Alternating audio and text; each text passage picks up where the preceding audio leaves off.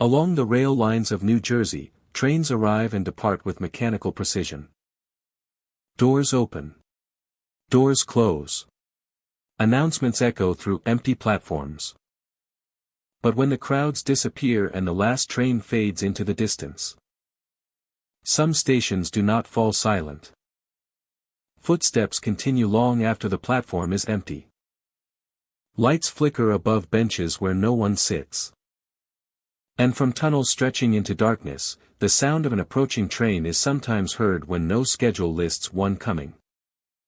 New Jersey's commuter rail stations were built to move people quickly between home and work. Day after day, year after year. They witnessed reunions and farewells. They absorbed exhaustion, grief, and final moments that were never meant to happen on a platform. Accidents. Suicides. Late-night encounters that ended in tragedy. Some stations were rebuilt. Some were abandoned. Others continued operating as if nothing ever happened. But regular commuters know the truth. Some stations feel watched. Some feel wrong. And some are said to be haunted. Tonight, we step onto New Jersey's most unsettling platforms to uncover the most haunted commuter rail stations in the state, where trains still run, but not all passengers belong to the living. If you were standing alone on a platform after midnight and heard footsteps approaching from behind, but saw no one when you turned around, would you stay and wait for the next train, or would you leave before something arrived instead? Hello, my dear friend. I hope you are safe and at ease, because the places we are about to visit are familiar to thousands of people, yet deeply unsettling once the crowds are gone. New Jersey's rail system is one of the busiest in the country. For over a century, these stations have carried workers, students, soldiers, and families through every chapter of modern life. But not everyone who entered these stations ever left them. Some fell onto the tracks. Some chose the rails as the end of their journey. Some vanished between the last train and the first morning departure. Late at night, station employees, conductors, and security guards report the same experiences. Cold air rolling through underground corridors. Voices calling from empty stairwells. Figures standing at the far end of platforms, disappearing the moment a light turns on. Benches that creak as if someone just stood up. Digital signs that flicker with destinations that no longer exist. Before we step onto these platforms together, let me ask you something. If you were waiting for the final train home and heard a calm voice announce a train that was never scheduled, would you step closer to the edge to loca, or would you back away from the tracks without asking questions? Take a slow breath. And let us begin our journey through the most haunted commuter rail stations in New Jersey. Shadow Platform Station sits along an active rail line that cuts through the city's outer districts. During the day, it looks entirely ordinary. Concrete platforms stretch in clean lines. Benches sit evenly spaced beneath metal awnings.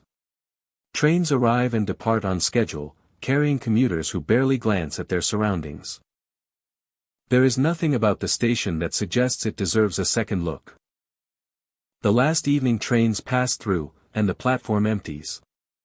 Lights remain on for safety, casting pale reflections across tiled floors and steel rails. The station becomes quiet but not abandoned. Security cameras continue to watch, recording every angle with unblinking attention. It is on these screens that the first anomalies appear. Late-night guards monitoring the feeds notice figures standing near the edge of the platform. The shapes are upright and still, positioned close to where passengers would normally wait for arriving trains. They do not move or gesture. They simply stand, facing the tracks. At first, guards assume trespassers or stranded travelers.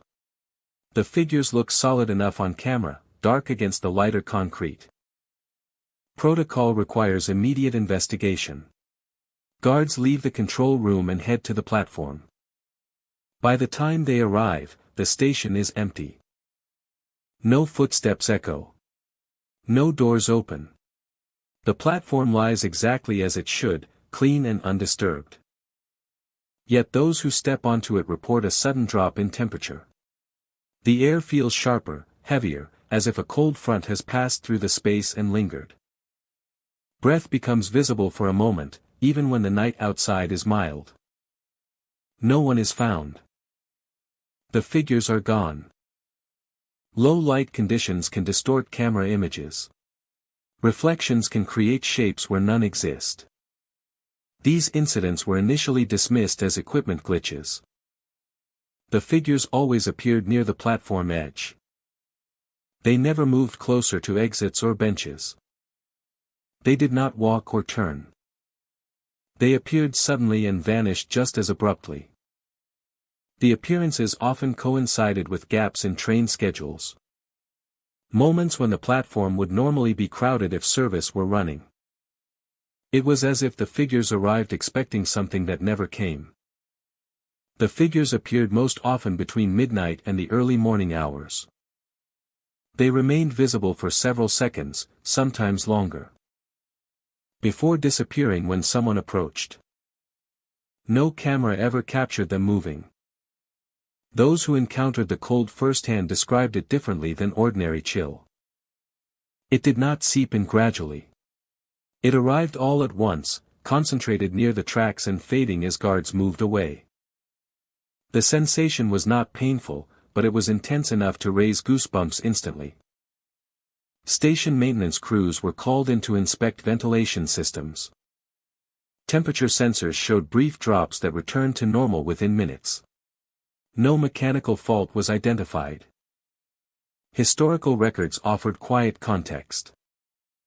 Shadow Platform Station was built decades earlier, during a rapid expansion of the rail network. Construction logs mention delays and alterations due to unstable ground beneath the tracks. The area had once been a junction for older lines, some of which were dismantled or rerouted as the city grew. Before modernization, the station handled heavy traffic during peak hours and saw little activity at night. Over time, usage declined as routes changed. Certain platforms were closed permanently, while others remained in limited operation. Former employees recall incidents from earlier years.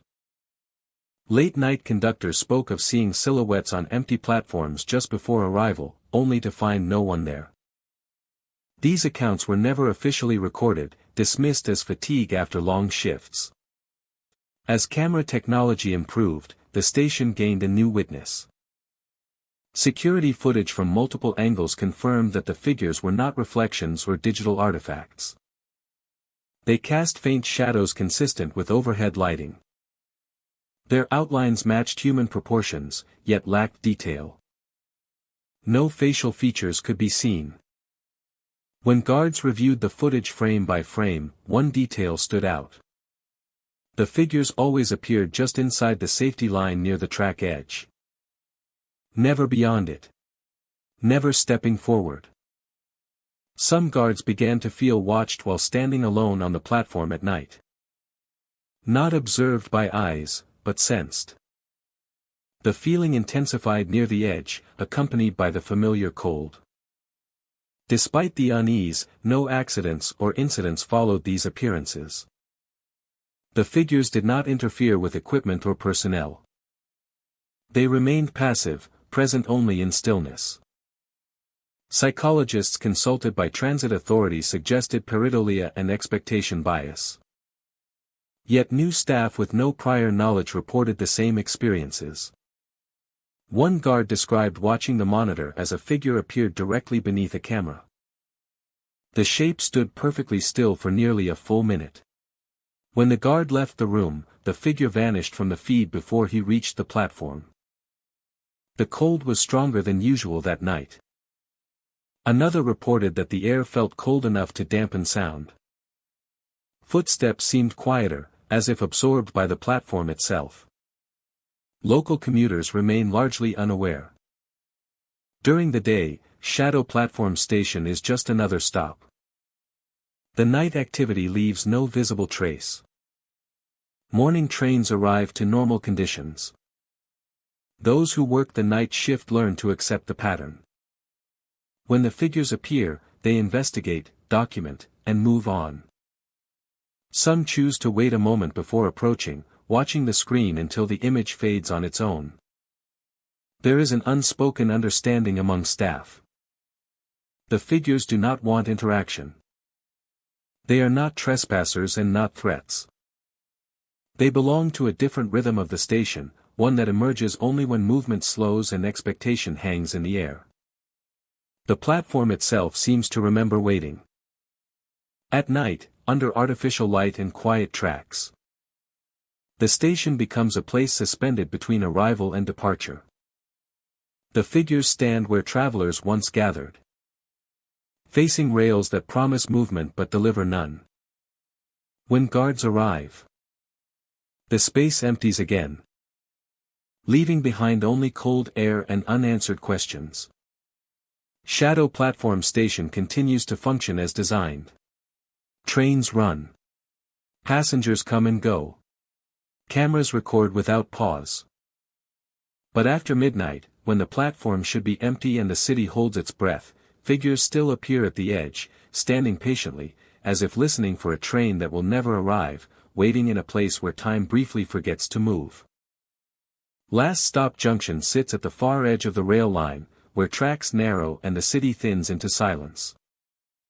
During the day, the station feels functional and unremarkable. Concrete platforms stretch beneath long fluorescent fixtures. Benches face the tracks, worn smooth by decades of waiting. Signs point nowhere beyond the final platform, reminders that this is where movement once ended. At night, the station becomes something else. Years ago, Last Stop Junction served as a terminus for late-night routes. Trains arrived with tired commuters, workers returning from long shifts, travelers who missed earlier connections. After midnight, the station settled into a routine of brief arrivals followed by extended quiet. Then the schedule changed. Routes were shortened.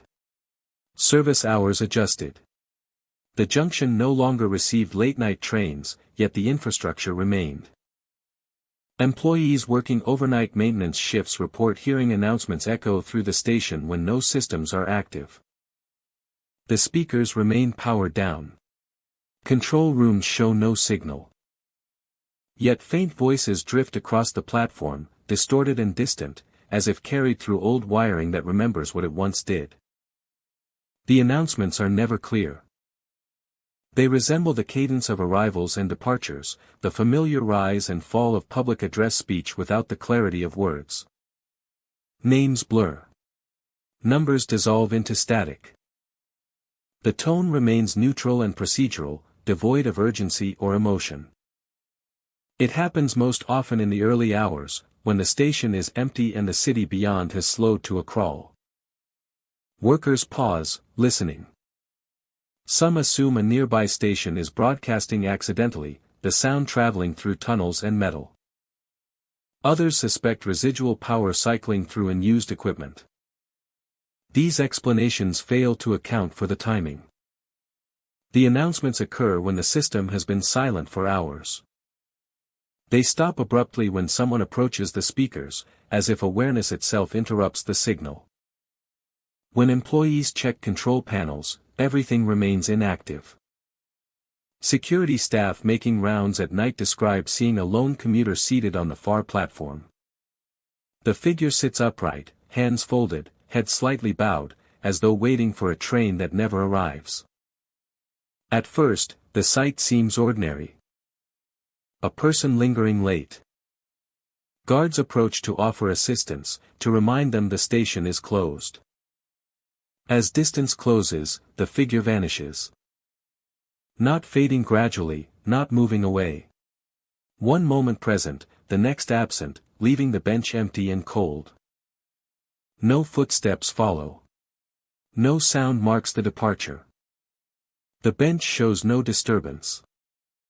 Dust lies undisturbed. The surface remains dry. There is no sign that anyone occupied the space moments before. These sightings are not constant. Weeks can pass without incident. Then multiple reports arrive within days. Different employees describe the same posture. The same location. The same disappearance when approached directly. No facial features are ever recalled. The commuter remains an outline, a suggestion of presence rather than a detailed figure. Clothing is never described clearly. Only the act of sitting, of waiting, repeats. The station's design amplifies these experiences. Sound carries farther at night.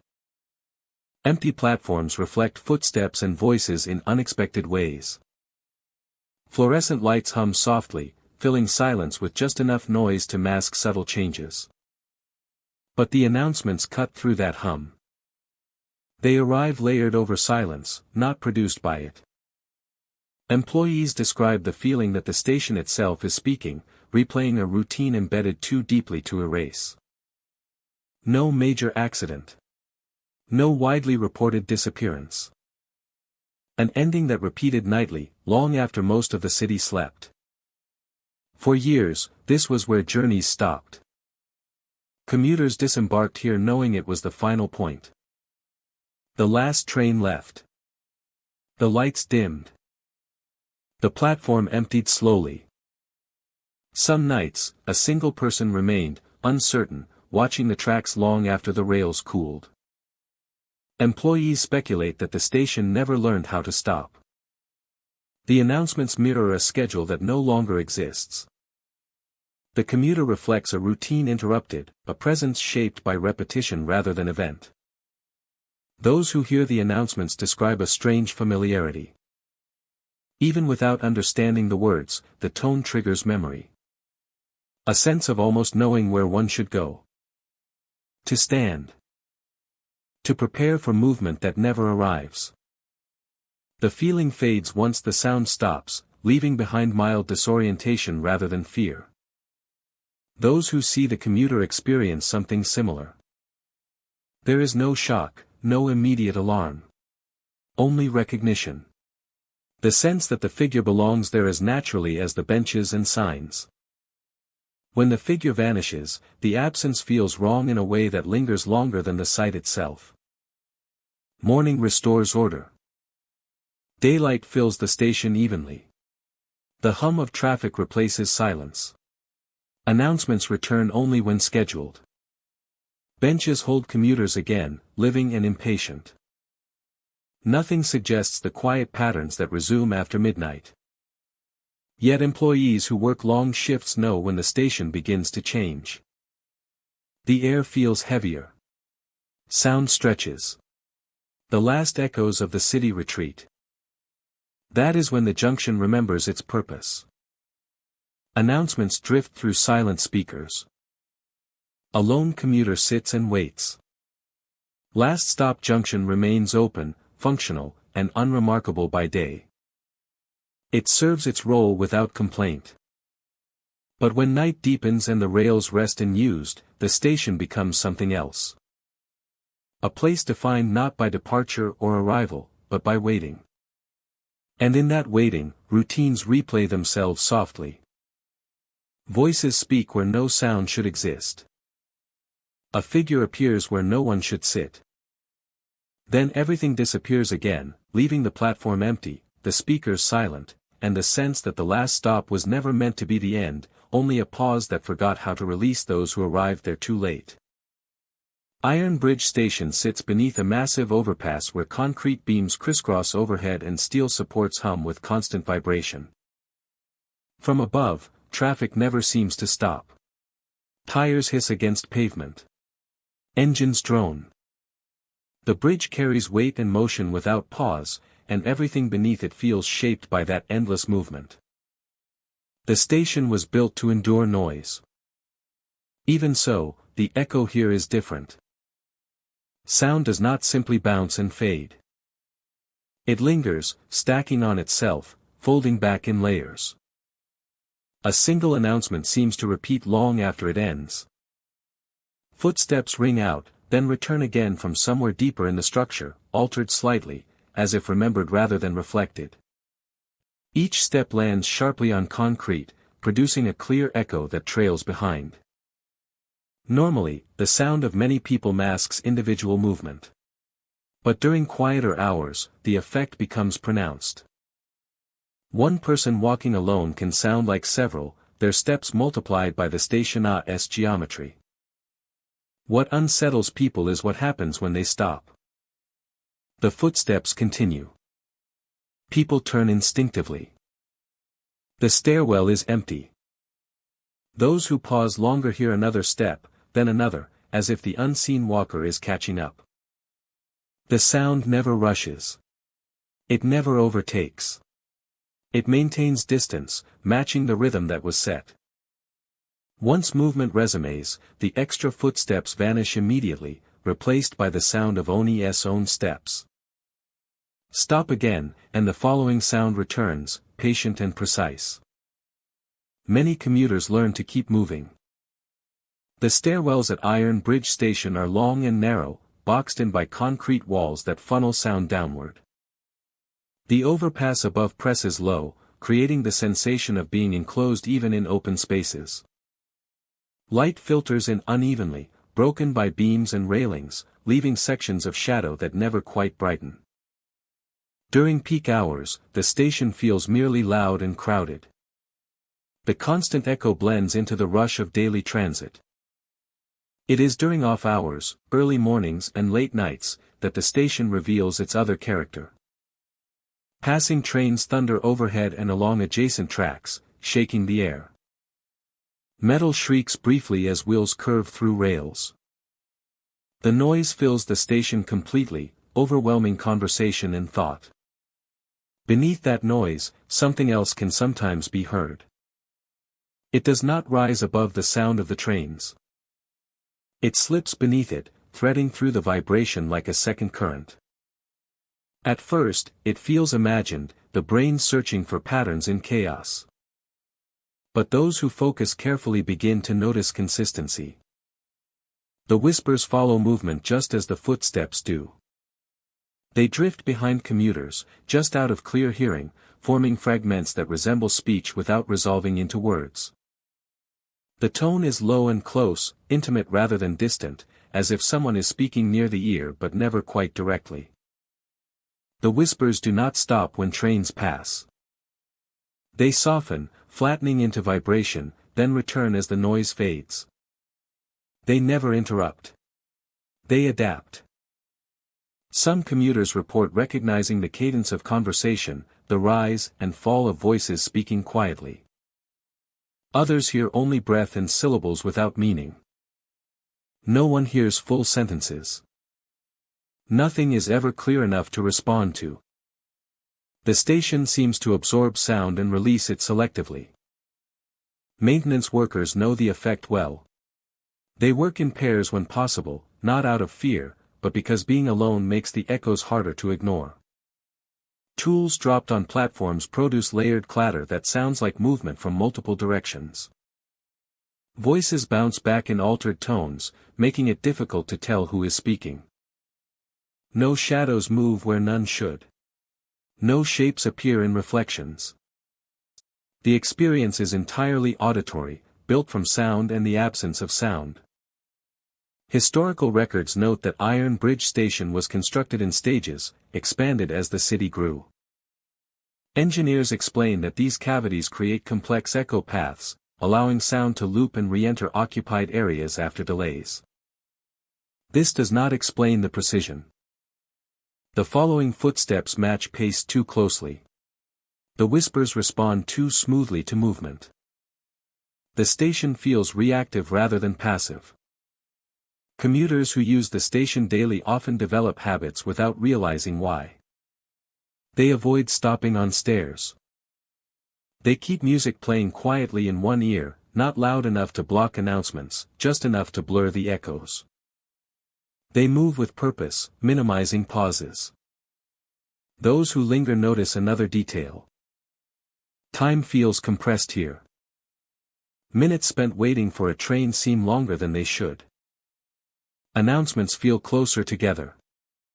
The constant echo removes clear markers of beginning and end, blending moments into one continuous stretch. The station exists in a state of overlap, where past sounds have not fully left and new sounds arrive before space is cleared. Even when empty, it carries the memory of traffic, footsteps, voices. The overpass above ensures constant vibration, a reminder that stillness is temporary. Some believe the station learned the rhythm of commuters over time. The daily surge, the pauses, the flows. Sound became its language, repeating patterns it knows well. Others dismiss this as imagination shaped by environment. Concrete, steel, and motion create predictable illusions. The mind fills gaps when overstimulated. Yet the experiences remain consistent across strangers. Different people, on different days, describe the same following footsteps, the same low whispering beneath trains, the same instinct to keep moving. Iron Bridge Station remains fully operational. Thousands pass through every day, focused on schedules and destinations. Most never notice anything beyond the noise. But those who travel during quieter hours, when footsteps are singular and echoes have room to breathe, sometimes leave with a lingering sensation. They recall stopping on the stairs. The sound of steps continuing behind them. The feeling of not being alone, despite seeing no one. And beneath the roar of passing trains, they remember the soft, persistent whispering, moving with them through concrete corridors, reminding them that in a place built for endless motion, sound never truly disappears. It follows. It waits. And at Iron Bridge Station, it listens as carefully as it echoes. Fogline Station sits along a quiet stretch of rail where the land flattens and the horizon blurs. Mist forms without invitation. It creeps in low and steady, pooling along the tracks and curling around the platform edges. Weather reports offer no explanation. Clear skies do not prevent it. Wind does not disperse it. The fog arrives on schedule of its own, settling in layers that thicken as evening approaches. Passengers notice it immediately. The air cools slightly, and sound becomes muted. Footsteps lose their sharpness. Voices soften without effort. The station feels enclosed, as if wrapped in damp fabric. Visibility shortens to a few dozen feet, beyond which the world dissolves into pale gray. During these moments, figures begin to appear. They emerge at the edge of sight, near the tracks where the fog is densest. Upright shapes that resemble people standing still, waiting. Their outlines are incomplete, softened by mist, yet unmistakably human in posture. They do not wave or move. They simply remain, facing the rails. They stay just beyond, separated by a narrow strip of gravel and steel. Blinking does not make them disappear. Looking away and back often reveals them still there, though slightly shifted, as if the fog itself is carrying them forward. The figures never step onto the tracks. Station staff are familiar with the reports. They explain that fog can distort depth and shadow. Light from signals and distant lamps can create illusions. Fatigue plays tricks on perception. These explanations are practical and reassuring. They do not explain why the figures vanish the moment a train approaches.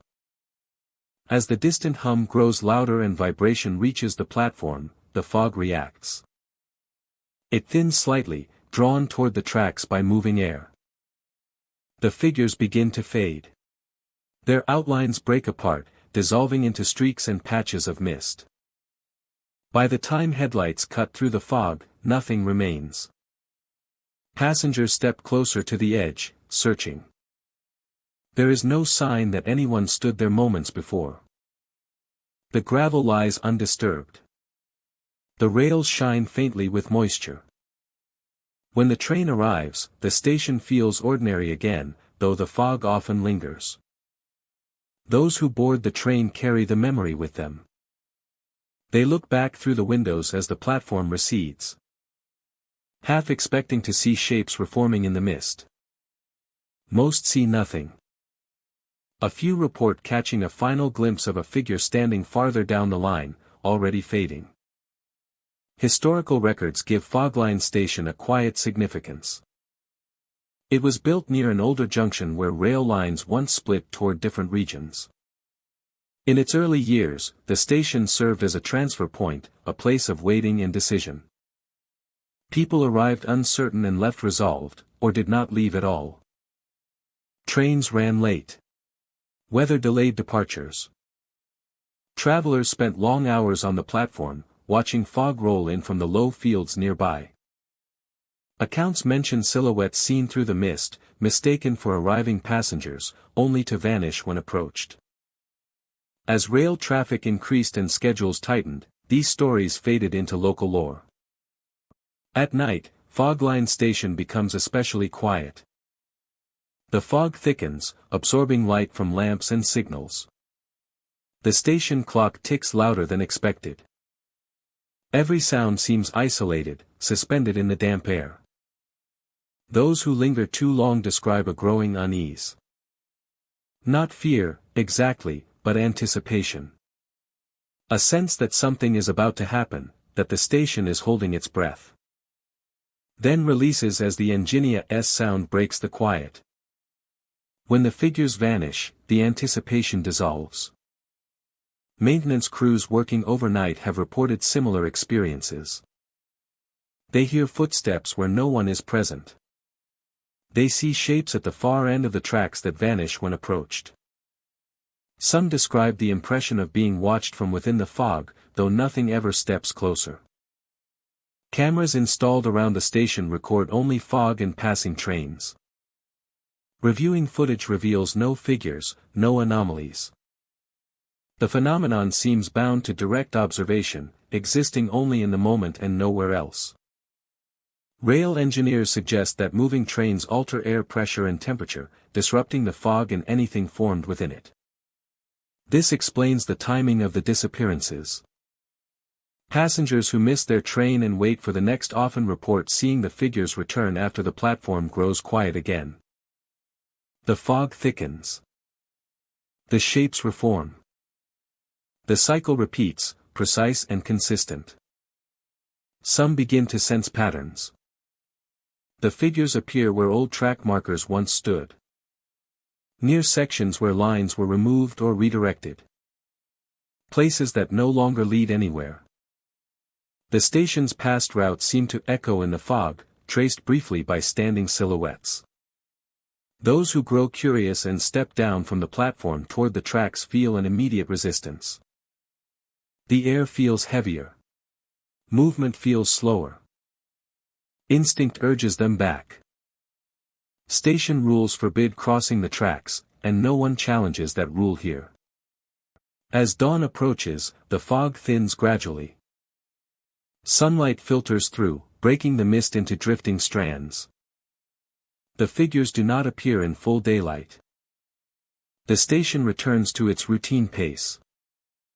Passengers pass through without noticing anything unusual. Yet the station remembers. Fogline Station continues to gather mist regardless of conditions, as if drawing it from somewhere deeper than the weather. And within that fog, figures continue to appear, standing quietly near the tracks. They do not board trains. They do not approach the platform. They wait. And when the sound of an approaching engine reaches them, they fade away. Leaving behind only mist, rails, and the lingering sense that the station holds more arrivals than any timetable has ever recorded. Midnight Transfer Station sits at the intersection of several rail lines, a place designed for movement rather than rest. Tracks branch outward in multiple directions, disappearing into industrial corridors and distant neighborhoods. Platforms stretch long and straight, lit by rows of overhead lamps that cast pale reflections across steel and concrete. During the day, the station functions as intended. Trains arrive, pause briefly, and depart. Passengers transfer without thinking about where they stand. Time is measured by schedules and signals, by the steady rhythm of arrivals and departures. At night, the station feels different. As the last evening commuters leave and the city quiets, the space opens up.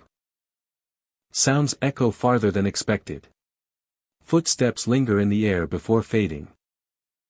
The lights remain bright, but the surrounding darkness presses in from beyond the tracks, isolating the platforms like islands. Late-night crews are accustomed to solitude. They clean, inspect, and monitor systems while most of the city sleeps.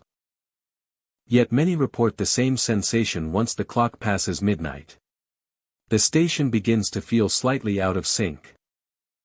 Disorientation arrives gradually. Workers describe moments where routine tasks take longer than expected. A short walk across the platform feels extended. Simple checks seem to repeat without progress. The sense of time passing becomes unreliable, stretching and compressing without clear reason. Clocks continue to function. Digital boards update as programmed. Yet the internal sense of duration no longer matches what is displayed. Minutes feel longer. Pauses feel endless. Those assigned to overnight shifts often glance at their watches more frequently here than anywhere else. Each check brings mild surprise. Far less time has passed than expected, or sometimes far more. The discrepancy creates a quiet unease that builds rather than resolves. The station itself seems unchanged. Trains still move on some lines. Signals cycle normally. But gaps between events expand, leaving workers waiting in a stillness that feels heavier than ordinary quiet. Some swear they have waited hours for trains that never arrived. These accounts follow a consistent pattern. A worker or traveler boards a platform expecting a late-night transfer. The schedule indicates an upcoming arrival. They wait. They wait. Lights hum overhead. They wait. Lights hum overhead. Tracks remain silent. They wait. Lights hum overhead. Tracks remain silent. Time stretches. They wait. Lights hum overhead. Tracks remain silent. Time stretches. The wait feels long enough to require movement. They wait. Lights hum overhead. Tracks remain silent. Time stretches. The wait feels long enough to require movement. People walk the platform to stay alert, count pillars, check signage. They wait. Lights hum overhead. Tracks remain silent. Time stretches. The wait feels long enough to require movement. People walk the platform to stay alert, count pillars, check signage. Fatigue settles in, disproportionate to the actual hour. They wait. Lights hum overhead. Tracks remain silent. Time stretches. The wait feels long enough to require movement. People walk the platform to stay alert, count pillars, check signage. Fatigue settles in, disproportionate to the actual hour. The sense of anticipation dulls into something closer to suspension. They wait. Lights hum overhead. Tracks remain silent. Time stretches. The wait feels long enough to require movement. People walk the platform to stay alert, count pillars, check signage. Fatigue settles in, disproportionate to the actual hour. The sense of anticipation dulls into something closer to suspension. Eventually, they check the time again. In many cases, less than 30 minutes have passed. In others, the clock shows that hours have slipped by unnoticed. The platform remains unchanged, as though waiting itself replaced the expected event. Those who leave the platform often feel sudden relief. Stepping into another part of the station restores a more familiar sense of time. Sounds sharpen. Movement regains pace. The disorientation fades within minutes. Returning to the platform brings it back. Some workers describe the feeling as standing inside a pause. Not a delay, but a holding space between movements. The station was built to manage heavy traffic, designed with redundancy and flexibility. Trains were meant to arrive from different directions, synchronize briefly, then disperse. The system depended on precise timing. Some lines were reduced to infrequent service. Others were decommissioned entirely. The station remained, adapting without ever fully resetting. Late at night, when only a fraction of lines operate, the imbalance becomes more noticeable. Empty platforms wait for trains that come rarely or not at all. Signals remain active, prepared for arrivals that no longer occur. The station feels expectant. Workers report a subtle pressure in these moments, not physical but cognitive. Thoughts slow. Focus narrows. It becomes easy to lose track of how long one has been standing in place. The environment encourages waiting without resolution. Importantly, no one reports panic or fear. The experience is calm but unsettling, like drifting without realizing it. The station does not threaten. It simply absorbs attention. Some compare it to standing between time zones without crossing fully into either. Others describe it as a place where schedules exist in theory rather than practice. The effect seems strongest on the central platforms, where multiple lines converge. Those who experience extended waits often describe the same detail. There is no sense of boredom, only suspension. The mind does not race or wander. It settles into stillness, making the passage of time difficult to perceive. The phenomenon does not appear every night. Some shifts pass without incident. Others bring strong effects that multiple workers notice independently. There is no clear pattern tied to weather, date, or traffic volume. Cameras and monitoring equipment show nothing unusual. Time stamps remain consistent. There is no missing data. From an external perspective, everything functions normally. The discrepancy exists only in experience. As dawn approaches, the effect fades. Morning trains arrive more frequently. The station fills with sound and movement. Time regains its familiar pace, measured by footsteps and voices rather than waiting. Workers finishing overnight shifts often struggle to explain what felt wrong. They describe being tired in a way that does not match the hours worked. Some feel as though they have spent far longer in the station than their shift required. Travelers who pass through late at night rarely return, not out of fear, but discomfort. They describe the station as draining, a place where waiting feels heavier than travel. Midnight transfer station remains essential to the network. It connects lines, supports movement, and keeps the system running. By day, it does exactly what it was designed to do. By night, it becomes something quieter. A place where time loosens its grip. Where minutes stretch and hours blur. Where trains feel perpetually expected but not required to arrive. The station does not trap those who enter. It does not conceal danger. It simply creates a pause that feels longer than it should. Holding people between departures without urgency or release. Those who step away regain their sense of time quickly, as if waking from shallow sleep. The memory of waiting lingers longer. Midnight transfer station stands as a reminder that movement is not only about distance, but about rhythm. When that rhythm thins, when arrivals become rare and connections incomplete, time itself can feel uncertain. Late at night, under steady lights and silent tracks, the station waits. And for those within it, waiting becomes the experience, stretching quietly until morning brings motion back into place. Red Signal Station lies beneath the city, carved into layers of stone and concrete where daylight never reaches.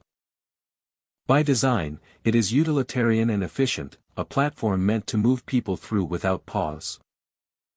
During the day, trains stop briefly, doors open, and passengers step onto familiar ground. The station feels narrow but safe, its lighting steady and predictable. After dark, the station behaves differently. Late at night, when traffic thins and schedules stretch, emergency lights activate without warning. Red lamps flare to life along the platform edges and tunnel walls, bathing the station in a dull crimson glow. Control systems register no faults. Power levels remain stable. Within minutes, the lights shut off again, leaving operators with no explanation for why they turned on at all. These incidents were first dismissed as technical glitches. Emergency systems are designed to fail safe, erring on the side of caution. But as reports accumulated, a pattern emerged. The red lights activated only when no emergency existed and only during the quietest hours of operation. When the lights engage, the station feels altered. Red reflections stretch across the tunnel walls, distorted by uneven surfaces and old stains. In that glow, shapes appear where none exist under normal lighting. Conductors and maintenance staff report seeing forms that resemble standing figures along the tunnel edges. Upright and motionless, their outlines suggested by reflected light rather than solid presence. The shapes never move. They appear as silhouettes caught mid-weight, facing the tracks or turned slightly toward the platform. The longer one looks, the more defined they seem, yet no detail ever emerges. When the lights shut off, the figures vanish instantly, leaving only bare concrete behind. Cameras capture the red illumination clearly but fail to record the figures as more than vague shadows. Frame-by-frame analysis reveals nothing definitive, yet those who were present insist the shapes were unmistakable in person. Conductors describe the moments before stopping at red signal station as uniquely unsettling. As trains slow and enter the tunnel, a heavy feeling settles in the chest. It is not panic, but a deep sense of unease, as though something is wrong before there is any evidence to support it. Many report gripping the controls more tightly without realizing why. When the train comes to a stop, the platform often appears empty, yet the dread intensifies rather than fades. The red lights may activate just as the doors open, washing the platform in color that feels oppressive rather than urgent. Conductors say the air feels thicker during these stops. Sound behaves differently. Announcements echo longer than expected. The hum of idling trains seems muted, as if absorbed by the walls. Few passengers notice anything unusual. Those waiting late at night tend to keep their heads down, focused on phones or schedules. But some glance up at the sudden red glow and feel an urge to move away from the platform edge, stepping back without conscious thought. Transit authorities investigated repeatedly. Electrical systems were inspected and recalibrated. Sensors were replaced. Software was updated. Each fix reduced the frequency slightly, but never eliminated the phenomenon entirely. Historical context adds another layer. Red Signal Station was built over the remnants of an older transit hub, one that handled emergency traffic during a period of rapid expansion and frequent accidents. Records show that the station once served as a control point where trains were stopped during incidents deeper in the tunnels. In those days, red lights meant danger ahead. They signaled delay, uncertainty, and sometimes tragedy. Workers stationed there spent long hours waiting for updates, watching tunnels that did not deliver trains on time. The old function faded, but the infrastructure remained. Emergency lighting systems were retained, though rarely used. Some believe the station remembers its purpose. The red glow appears most often when trains are delayed upstream, even if the delay is minor. It is as though the station responds to interruption, activating a signal meant to warn of something unseen. Maintenance workers who have spent nights alone on the platform report hearing faint sounds during red light events. Not voices, but subtle shifts, like movement just beyond hearing. Footsteps are never distinct, yet the impression of presence lingers. The most troubling detail is consistency. Conductors with no prior knowledge of the station's reputation describe the same dread, the same shapes, the same urge to leave quickly. New employees often report the experience on their first overnight shift, surprised by how strongly the stop affects them. Psychologists consulted by the Transit Authority suggest that lighting color can influence emotion. Red light is known to increase alertness and anxiety. Low visibility environments can encourage the mind to impose patterns where none exist. The red reflections always appear in the same areas of the tunnel. The shapes form where stains and structural seams intersect, locations unchanged for decades. The effect is repeatable, predictable in placement if not in occurrence. Some conductors choose to minimize their time at red signal station after dark. They complete stops efficiently, avoid lingering, and focus on departure. Others say the dread fades once the train leaves the platform, lifting as suddenly as it arrived. By morning, the station returns to normal. Emergency lights remain off. The walls show nothing unusual. Daytime commuters pass through unaware that anything strange occurs after midnight. Yet the reports continue. Red signal station operates as it always has, serving its role without incident or delay. But when night settles deep enough and the tunnels fall quiet, something changes. Emergency lights flare red without reason. Reflections form shapes that stand and wait. Conductors feel the weight of something unseen pressing in as they stop, a warning without instruction, a signal without message. The station does not act. It does not interfere. It simply signals, again and again, as though alerting those who pass through that this place once meant danger, waiting, and unresolved moments. And in the red glow, while trains pause and doors open onto an empty platform, the shadows remain, standing where no one should be. Reminding the station of what it was built to do. And reminding those who stop there that some warnings never fully turn off. The building itself remains intact. Stone walls still hold their shape. Arched corridors lead from one platform to another, echoing even the smallest movement. Above the main concourse hangs the station clock, frozen at the exact minute it stopped years ago. No one remembers the precise reason it failed. Records mention routine maintenance delays, budget cuts, parts ordered but never installed. Eventually, the clock simply became part of the background. Trains continued to arrive. Passengers learned to rely on watches and announcements instead. Time moved on, even if the clock did not. When the line was eventually shut down, Broken Clock Station was left behind. The final trains departed quietly. Lights were dimmed. Doors were locked, then reopened for limited access and inspections. The clock remained untouched, its hands fixed in place, marking a moment that never passed. Visitors notice it immediately. Standing beneath the frozen face creates an odd sense of imbalance. The mind expects movement. A tick. A shift. But the clock remains still, staring back with certainty, as if insisting that the present should not continue.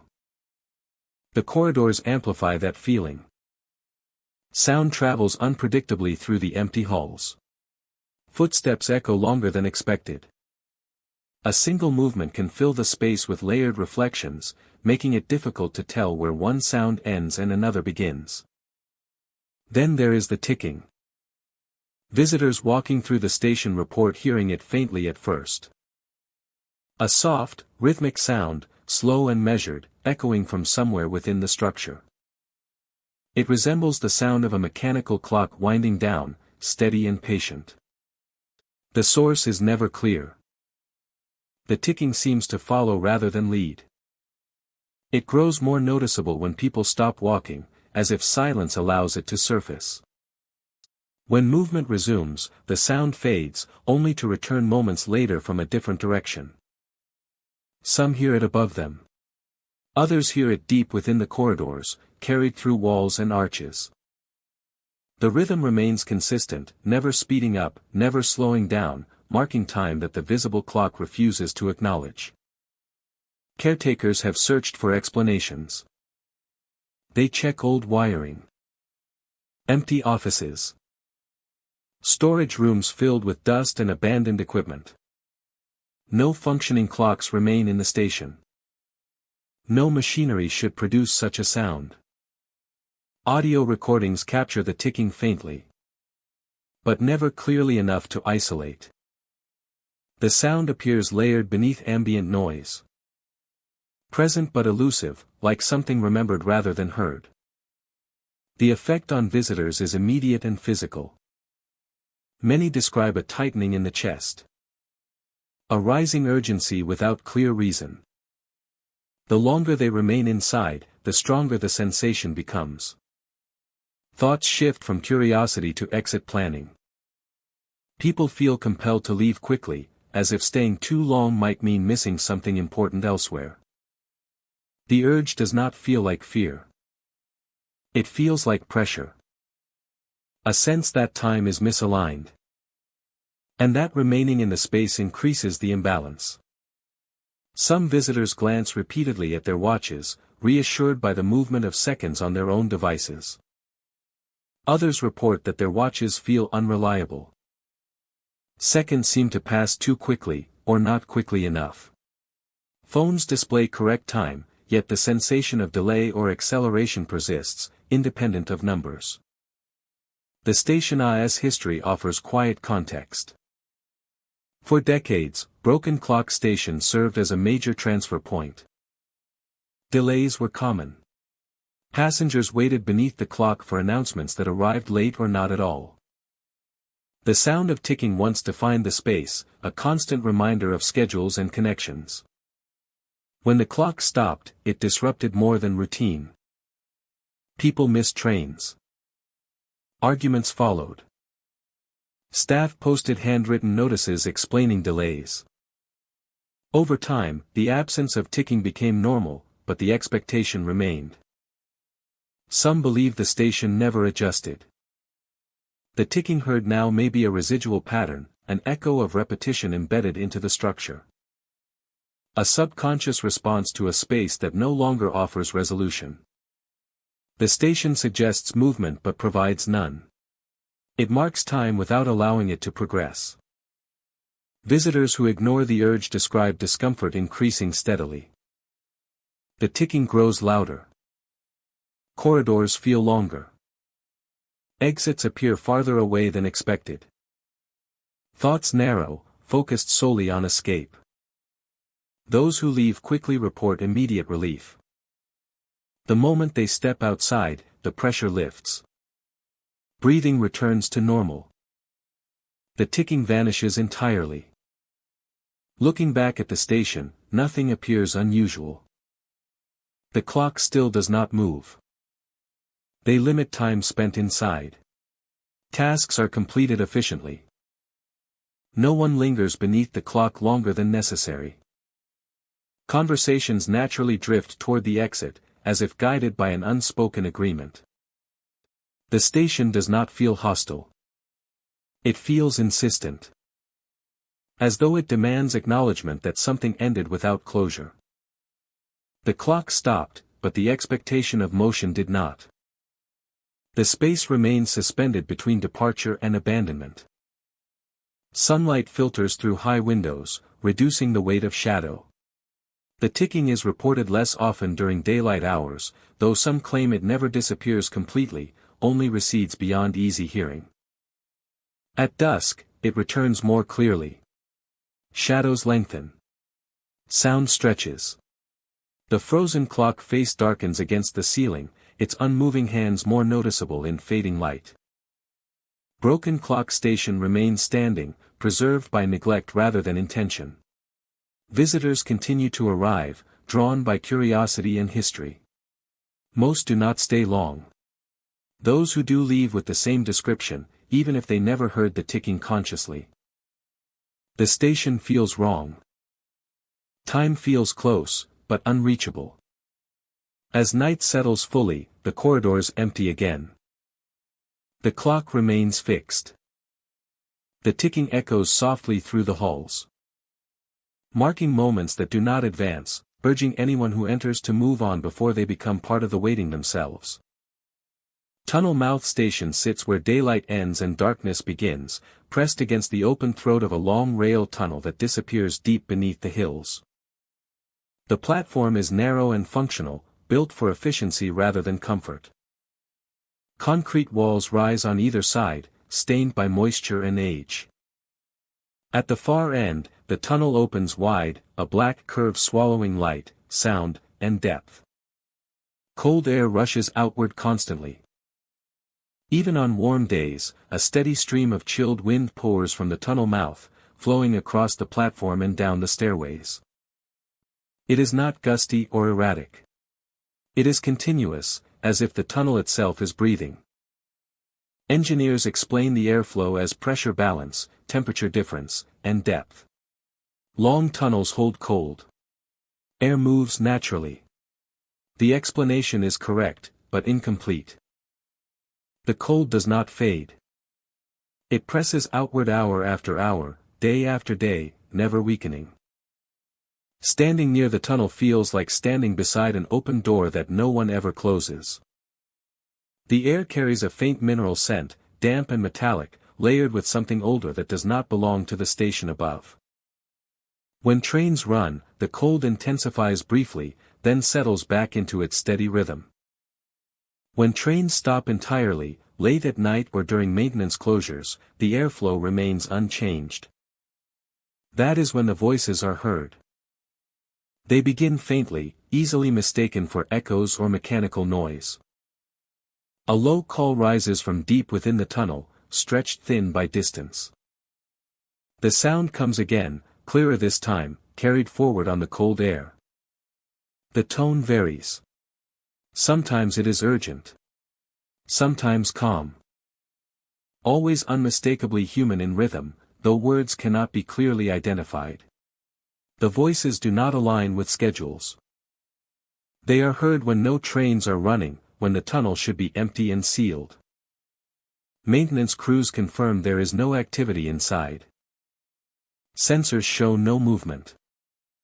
Cameras reveal only darkness beyond the curve. The sound travels outward just far enough to be heard. Then dissolves into the rush of cold air. They call from deep within the tunnel. Never reaching the platform. Never fading entirely. The sound continues. Station staff grow accustomed to it. They learn to distinguish the voices from ordinary tunnel noise. Some describe the voices as layered, more than one overlapping, spaced irregularly as if coming from different depths. Others hear only a single voice at a time, distant and steady. No one hears names. The calls always remain just short of understanding, as though the tunnel is careful not to reveal too much. Those who step closer to the tunnel mouth feel the cold sharpen. The air pressure shifts subtly, pushing outward against movement. Sound behaves strangely near the opening. Words spoken aloud feel swallowed before they can travel inward. The tunnel accepts sound, but does not return it cleanly. Voices heard from within do not echo in the usual way. They arrive without reflection, sliding forward on airflow rather than bouncing off walls. This gives them an unsettling intimacy, as though distance is compressed. Some commuters report hearing their own names whispered. Others hear phrases that resemble familiar warnings or calls for attention. These experiences vary widely and are often dismissed by those who do not hear them. But the underlying pattern remains consistent. The tunnel speaks when it should not. Historical records of Tunnel Mouth Station are sparse. The tunnel was constructed decades ago, carved through dense rock to shorten travel time between regions. The work was difficult and prolonged. Crews operated in rotating shifts, descending deep into the earth for long hours. Old reports mention disorientation underground. Sound traveled unpredictably. Voices carried farther than expected. Workers used calls and signals to maintain contact, relying on sound more than sight. Some believe the tunnel retains those patterns. They suggest that the structure learned how to move sound, how to guide it outward, preserving calls that once mattered deeply. Others argue for acoustics and psychology. Long enclosed spaces distort sound. The human brain seeks meaning in noise, especially in environments that feel hostile or unfamiliar. Yet this explanation does not address the timing. The voices do not appear randomly. They retreat when activity resumes, blending back into mechanical sound. The tunnel opening dominates vision. In these hours, the voices seem closer, their cadence slower, more deliberate. With fewer people present, the platform feels exposed. Some travelers report losing track of how long they stood listening. Minutes stretch. Attention narrows. The station clock continues to tick. But awareness drifts toward the tunnel. Drawn by sound and airflow. Those who linger too long often describe a sudden need to step back. An instinctive pull away from the opening. The cold intensifies briefly. As if resisting retreat. Then relaxes once distance is gained. No one has ever been pulled inward. The tunnel does not lure physically. It invites attention, not movement. The voices never ask for approach. They simply call, repeating their presence until acknowledged by listening alone. Maintenance inspections find nothing unusual. The tunnel walls are stable. Airflow measurements match expectations. No hidden chambers are detected. No unauthorized access is recorded. Local folklore describes the tunnel as a threshold rather than a passage. A place where above and below meet without fully merging. They say sound behaves differently at thresholds, slipping between states, carrying impressions rather than information. The idea persists because it feels accurate. Tunnel Mouth Station is not dangerous. It does not threaten. Trains arrive and depart as scheduled. Commuters pass through daily, focused on destinations and routines. But for those who pause near the tunnel mouth, who listen beyond the rush of cold air, something becomes clear. The tunnel is not silent. It is never silent. Even when trains stop. Even when lights dim. Even when the platform empties. Something continues to speak from deep within. The voices do not seek response. They do not resolve into clarity. They remain distant, steady, shaped by depth and cold, carried outward on breath that never ends. And as long as Tunnel Mouth Station stands at the edge of that darkness, with cold air rushing endlessly into the light, the voices will continue to rise from below, reminding anyone who listens that some places do not simply connect destinations. Some places listen back. And sometimes, they answer. In voices that never quite reach the surface. Lost Ticket Station sits between larger hubs, a modest stop with long platforms and a low roof that funnels sound. Trains arrive and depart on time. By day, the place is ordinary, efficient, and easy to overlook. By morning, something is always wrong.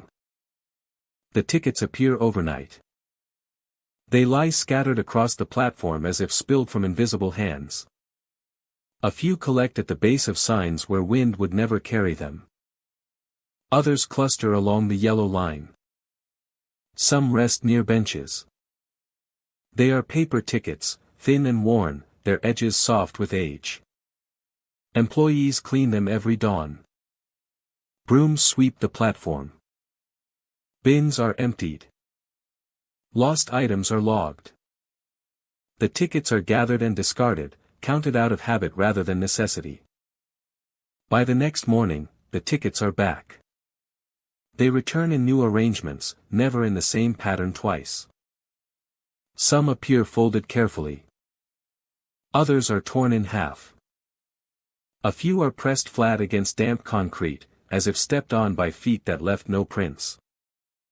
Cameras show nothing unusual after closing. No trespassers. No wind strong enough to scatter paper so precisely. Station staff begin to notice details. The ink on many tickets is faded in a way modern printing does not allow. Fonts differ subtly from current standards. Logos appear slightly altered, older versions that should not exist anymore. Serial numbers do not match any active system. Employees check archives. They compare the tickets to old records stored in filing cabinets and microfilm drawers. Some match exactly. Routes that no longer exist. Platforms that were removed decades ago. Prices that reflect a time when fares were simpler and journeys slower.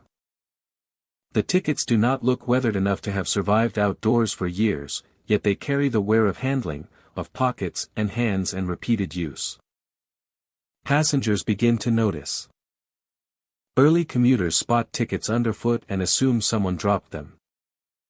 A few pick them up out of curiosity. The paper feels warm, not from heat, but from familiarity. The destinations printed on them are places nearby, yet reached by routes that no longer operate. Those who keep a ticket report odd sensations. A tug of recognition. A feeling of having been somewhere before without remembering when. Some say the platform feels quieter while holding the paper. Others hear distant announcements that stop when the ticket is put away. Station managers ask staff to stop collecting the tickets. They hope observation will reveal a pattern. Each morning, more tickets appear. Some nights produce dozens. Others produce only a few, placed deliberately near the edges of the platform where people wait. The dates continue to vary. A cluster might show a single day repeated across multiple tickets. Another morning brings a spread of dates across years, suggesting arrivals and departures layered over time. None of the tickets show return journeys. They are all single passage. All printed for arrival rather than departure. None include modern barcodes. All include destinations served by the station at some point in its history. The platform remains empty overnight. Lights hum steadily. No movement disturbs the air. At one point, the camera flickers for a fraction of a second. When the image returns, the tickets are present, already scattered. Maintenance workers describe a sensation while sweeping. They feel watched, not from the shadows, but from the platform itself. The sound of paper sliding across concrete seems louder than it should be. The act of gathering the tickets feels like interrupting something ongoing. Some tickets resist being picked up. The paper clings to the ground briefly, as if dampened by more than moisture. Lifting them leaves faint outlines behind that fade within seconds. A few employees begin to keep journals. They note which tickets appear where. They sketch arrangements. Over time, patterns emerge. The platform seems to remember where people once stood. On quiet mornings, when fog lingers low along the tracks, the tickets appear more numerous. Sound dampens. Footsteps feel delayed. Passengers wait without speaking, drawn into the stillness without knowing why. Occasionally, a ticket appears on a bench beside someone waiting. It rests there as if placed intentionally, edges aligned with the wood. When noticed, it draws attention immediately. Some people pick it up and read the date, then frown, unsure why it feels important. When trains arrive, the tickets do not move.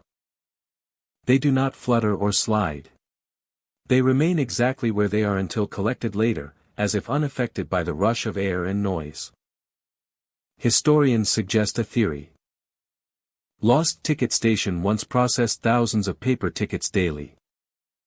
Travelers arrived with expectations, plans, and goodbyes folded into their pockets. Some journeys ended here unexpectedly.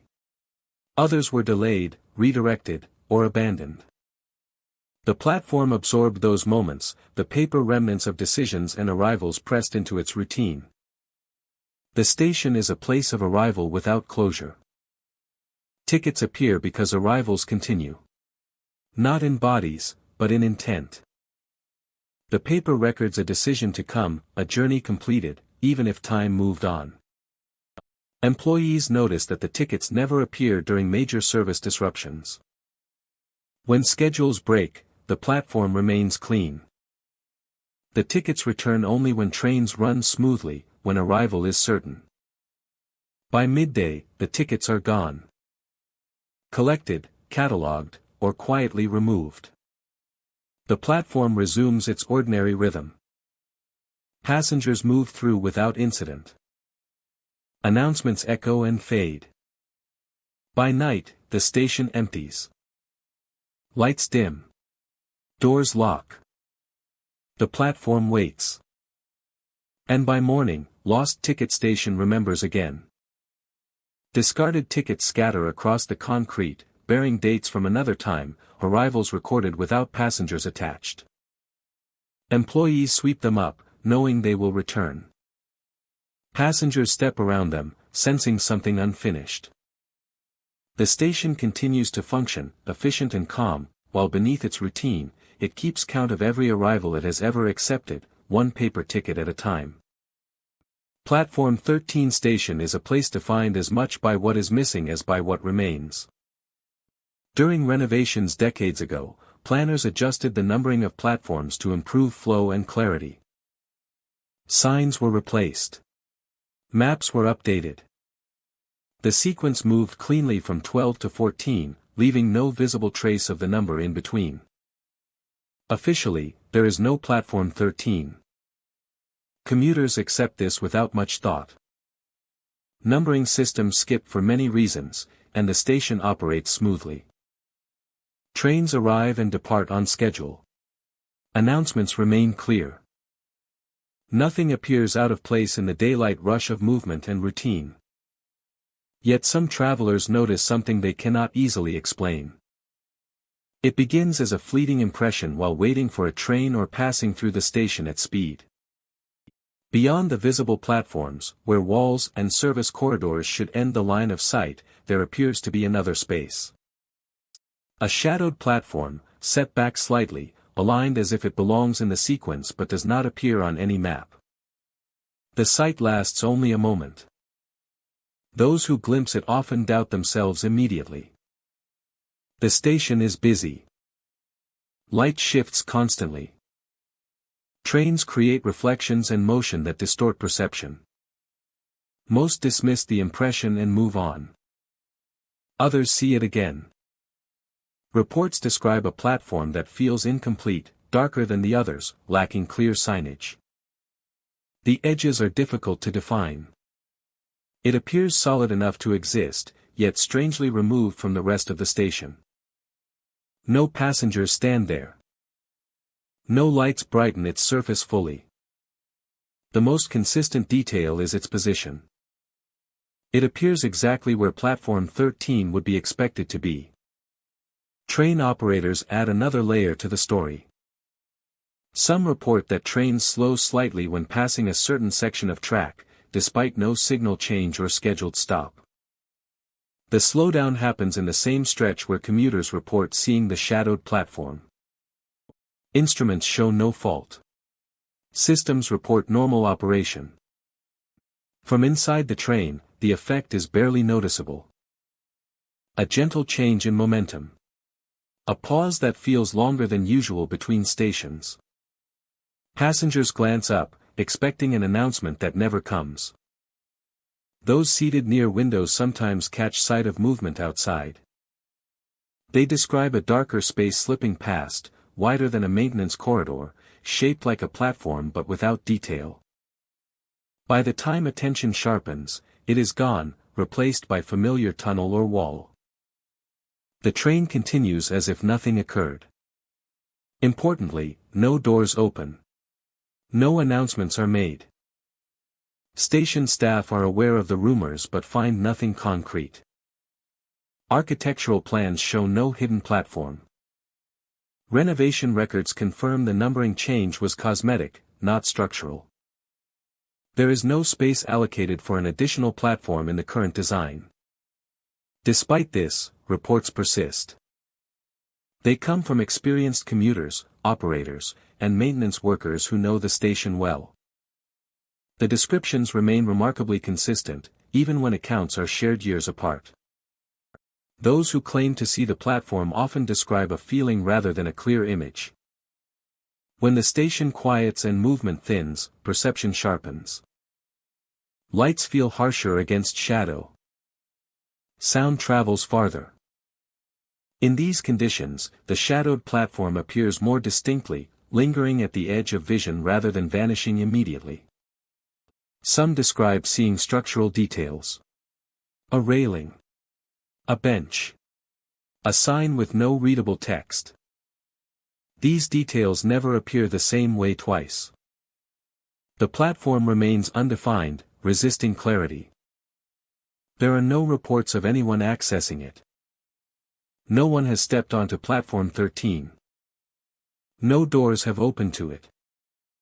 No stairway or corridor leads there. It exists only as a passing presence, visible but unreachable. The trains themselves seem aware of the space in a way people are not. The brief slowdown suggests a response, not to danger, but to recognition. As if the system adjusts momentarily to something it expects but no longer serves. Rail networks rely heavily on memory. Routes are built, modified, and layered over time. Even when structures are removed, traces remain in planning logic and operational flow. The idea of Platform 13 may persist in this residual memory. Acknowledged by machines even when hidden from people. Others suggest the explanation is psychological. Humans expect patterns. When a sequence skips a number, the mind fills the gap. In a complex environment like a station, that expectation can manifest as fleeting perception, shaped by fatigue and repetition. Yet this explanation does not account for the mechanical response. Trains slow. Not enough to alarm. Not enough to record as an error. Just enough to be noticed by those who pay close attention. The station itself offers no confirmation. By day, everything appears normal. Platform numbers remain clear. Walls and tracks behave as expected. The shadowed space does not appear under inspection. By night, the station feels different. Empty platforms echo. Lights hum steadily. The boundaries between spaces feel softer, less defined. In these moments, the station seems to reveal what it usually conceals. Those who see Platform 13 describe a strange neutrality. The space feels dormant, like a stop that once mattered and no longer does. It is a platform without purpose. Some believe it represents a route that was planned but never completed. Others think it reflects a past configuration of the station, layered invisibly beneath the present one. The most restrained interpretation is also the most unsettling. Platform 13 exists only when it is not needed. It appears in passing, never stopping anyone, never delaying a journey. It makes no demand for attention. It simply occupies the gap left by its removal, reminding travelers that infrastructure does not forget as easily as maps suggest. When the train accelerates again and the station recedes. The moment passes. Conversation resumes. Phones glow. The journey continues. Those who saw the platform carry the image with them briefly, then let it fade. There is nothing to do with the experience. No report to file. No location to mark. Platform 13 station continues to function efficiently, skipping a number without consequence. Still, beyond the visible platforms, some swear there is another one waiting in shadow. Not closed. Not active. Just present long enough to slow a train and remind the system of something it once prepared for. A platform that exists only in transit. Seen only in passing. And never, under any circumstances, meant to be reached. Static signal station sits along a busy transit line where concrete platforms and metal beams create long corridors of sound. During the day it feels efficient and exposed, washed in fluorescent light and constant movement. Even on clear days, the speakers crackle. The static is subtle at first, a faint hiss beneath the words, easily dismissed as aging equipment. Technicians have replaced cables, adjusted amplifiers, and recalibrated the system countless times. The interference always returns. Passengers waiting on the platform notice it most during quieter moments. Between trains, when conversation fades and footsteps thin, the static grows more pronounced. It seems to linger in the air, buzzing just enough to draw attention without becoming overwhelming. Then the announcements change. Amid routine messages about arrivals and departures, unfamiliar names are sometimes spoken. They emerge from the static unexpectedly, clear enough to be recognized as names, yet unconnected to any schedule or alert. The voice remains the same neutral tone used for official announcements, but the words do not belong. No one recognizes the names. Moments later, the system resumes normal operation as if nothing unusual occurred. Station staff initially assumed errors in the automated announcement software. Databases were checked and scrubbed. Old recordings were removed. Yet the names continued to appear sporadically, never repeating in a predictable pattern, never aligning with known personnel or locations. Recordings of the announcements reveal something unsettling. When played back later, the names are often indistinct or absent, replaced by longer stretches of static. In some cases, the audio contains only a faint distortion where listeners distinctly remember hearing a name clearly at the time. Those waiting on the platform report physical discomfort that coincides with these events. Headaches develop suddenly, sharp and localized behind the eyes. Dizziness follows, a brief sensation of imbalance that makes standing still feel difficult. Some feel pressure in the ears, similar to a rapid change in altitude. The symptoms pass quickly once passengers board a train or leave the station. Medical evaluations find no lasting effects. The experiences are temporary, but memorable. Commuters who use the station daily begin to recognize the signs. When the static grows heavier, they brace for discomfort. Some step away from the speakers instinctively. Others leave the platform entirely until the next train arrives. Historical context offers partial explanation. Static Signal Station was built decades earlier as a communication hub during a major expansion of the transit network. Before digital systems, announcements were routed through complex analog equipment housed beneath the platform. Operators manually adjusted signals, relaying updates during delays and emergencies. During that period, the station handled high volumes of information under pressure. Names of personnel, control points, and locations were broadcast constantly. Mistakes carried consequences. Accuracy mattered. Over time, the analog systems were replaced, but portions of the original infrastructure remained embedded within the station. Old conduits still run through walls. Decommissioned rooms sit sealed behind locked doors, their contents largely forgotten. Some engineers suggest the static is interference from residual wiring, picking up stray signals and noise. This could explain the crackle, but not the specificity of the spoken names. Others propose a psychological explanation. In a noisy environment, the brain seeks patterns. Random static can sound like speech when listened to closely. Names, being familiar structures, emerge easily from ambiguity. Yet this does not explain why multiple people hear the same name at the same time, nor why the physical symptoms align so closely with the announcements. Those who experience the dizziness often describe a peculiar mental state. Thoughts feel scattered. Concentration becomes difficult. The station seems larger and more distant than usual, as though space itself has stretched. A few passengers report hearing whispers layered beneath the static, too faint to understand but persistent enough to cause unease. These impressions fade quickly, leaving behind only the headache and a lingering sense of having missed something important. Station guards monitoring overnight shifts report that the announcements occur more frequently during late hours. With fewer trains and less ambient noise, the static dominates the platform. Names emerge more clearly, sometimes spoken slowly, separated by long pauses. Guards investigate the control room each time, finding systems functioning normally. Logs show no record of the unusual announcements. The station appears calm, yet the air feels charged.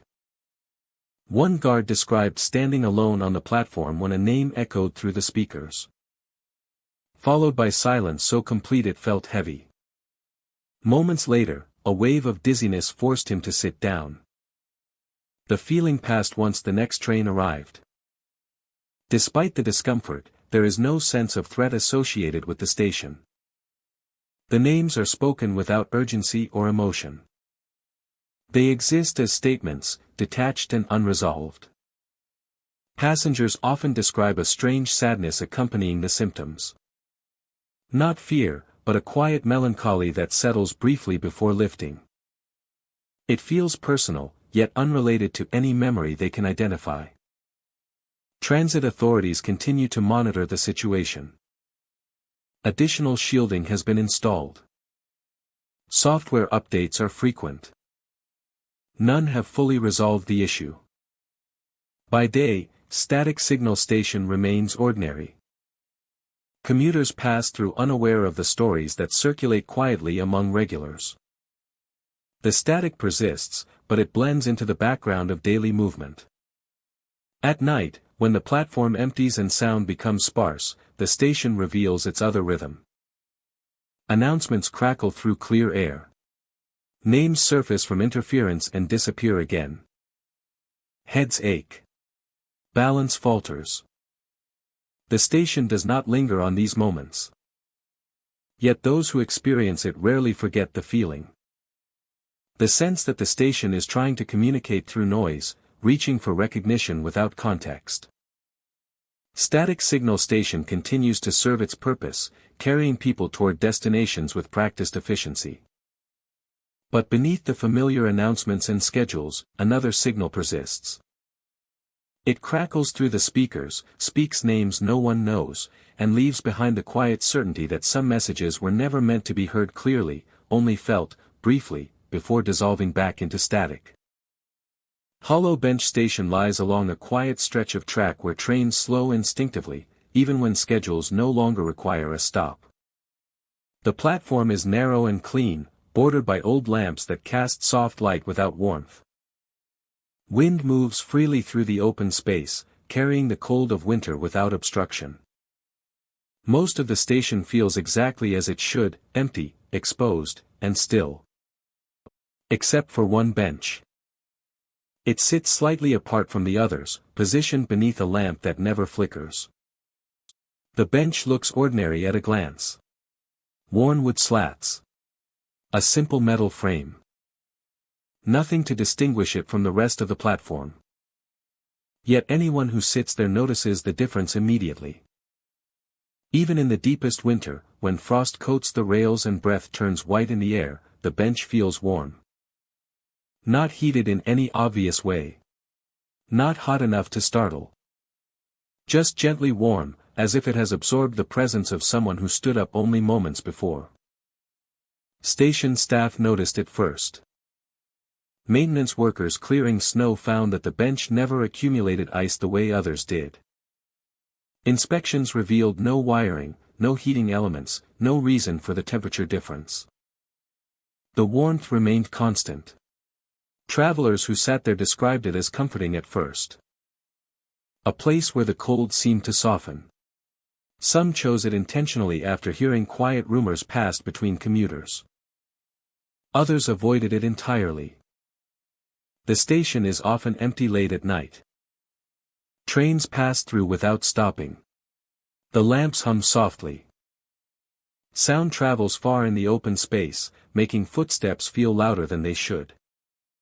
On those nights, people waiting alone sometimes feel a shift when sitting on the warm bench. The sensation begins as pressure on the wood beside them, as if weight has settled there. The bench dips slightly, responding to a presence that cannot be seen. The feeling is unmistakable, too deliberate to dismiss as imagination. Someone is sitting beside them. Those who turn quickly find empty air. The space next to them remains clear, illuminated by steady light. No shadow appears. No movement disturbs the quiet. And yet the warmth spreads slightly, as if shared. Some feel the presence linger. Not threatening. Not urgent. Simply close.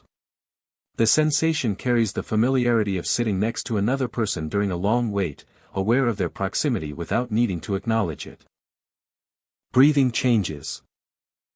People report becoming acutely aware of their own movements, of how loudly they shift or clear their throat. The bench creaks softly, responding to weight that should not exist. Those who stand up abruptly feel the warmth remain behind. The bench does not cool immediately. It holds its temperature, as if reluctant to let go of what was there. Security cameras show nothing unusual. Footage reveals empty platforms and stationary benches. No figure appears. No shadow crosses the frame. Time stamps align perfectly with reports of the experience, confirming that no one else was present. The station has no recorded tragedy tied directly to the bench. No accident. No disappearance. No widely known event that would explain its reputation. Instead, Hollow Bench Station was once a minor transfer point, used mostly during off hours. People waited here often. Missed connections. Delayed trains. Long pauses in the middle of the night when the city felt far away. Some travelers sat for hours, watching tracks that remained empty, sharing silence with strangers who came and went. Over time, the bench became a constant. It was where people sat when they were too tired to stand. Where conversations began and ended quietly. Where individuals rested while waiting for something that might not arrive. Staff recall seeing the same person there night after night during one winter long past. A lone commuter who arrived late and waited until morning, sitting on that bench without moving much. No one knew where they came from or where they went. One morning, they were simply gone, and the bench felt warm when someone else sat down shortly after. The stories grew from there. Some believe the bench absorbed the habit of waiting. That it remembers the weight of those who sat too long, holding on to warmth the way would hold sunlight. The presence felt beside travelers may be an echo of routine rather than a spirit, a pattern repeating itself when conditions align. Others feel it is more personal. They describe the presence as attentive, as if aware of who sits there. Some feel comforted, less alone in the empty station. Others feel uneasy, the intimacy of unseen proximity too close for comfort. The sensation never lasts long. After a few minutes, the pressure lifts. The warmth returns to its usual level. The feeling of company fades, leaving behind only memory and uncertainty. Those who leave the bench and sit elsewhere notice the cold immediately. Other benches feel exactly as expected, unwelcoming in winter, neutral in summer. The contrast makes the warm bench harder to dismiss. Employees have tried marking it, blocking it off, even removing it briefly for inspection. When returned, the warmth came back. The station itself seems unchanged by these attempts. Trains pass. Lights glow. The bench waits. Visitors who experience the presence rarely speak of fear. Instead, they mention sadness, or calm, or a sense of shared pause. The feeling that someone else is also waiting, content to sit quietly without interaction. Late at night, when the station is completely empty, the bench appears no different from the rest. But those who approach it slowly feel the warmth before touching it, a gentle rise in temperature against cold air. Sitting down feels like entering a moment already in progress. The platform remains silent. No footsteps approach. No voices carry on the wind. Yet for a brief time, no one feels alone. The presence fades. The bench stays warm. An hollow bench station returns to what it appears to be, an ordinary place where trains rarely stop, and where one simple seat continues to offer quiet company to those who wait long enough to notice. Last departure station stands at the far end of a quiet rail line where schedules thin and platforms grow longer between arrivals. By day, it appears ordinary, a concrete platform, steel rails, a small shelter with benches worn smooth by time. Commuters pass through without lingering, glancing at clocks, listening for announcements. Nothing in daylight suggests why this place feels heavier than others. Decades ago, the station hosted a fatal incident. Official records describe it briefly and without detail. A moment of confusion. An irreversible outcome. Memorials were never installed.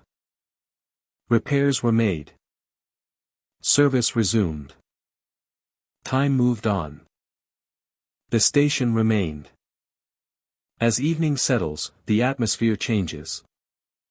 The surrounding streets quiet. The platform lights hum softly, casting pale pools. The wind moves through the open space, slipping along the tracks.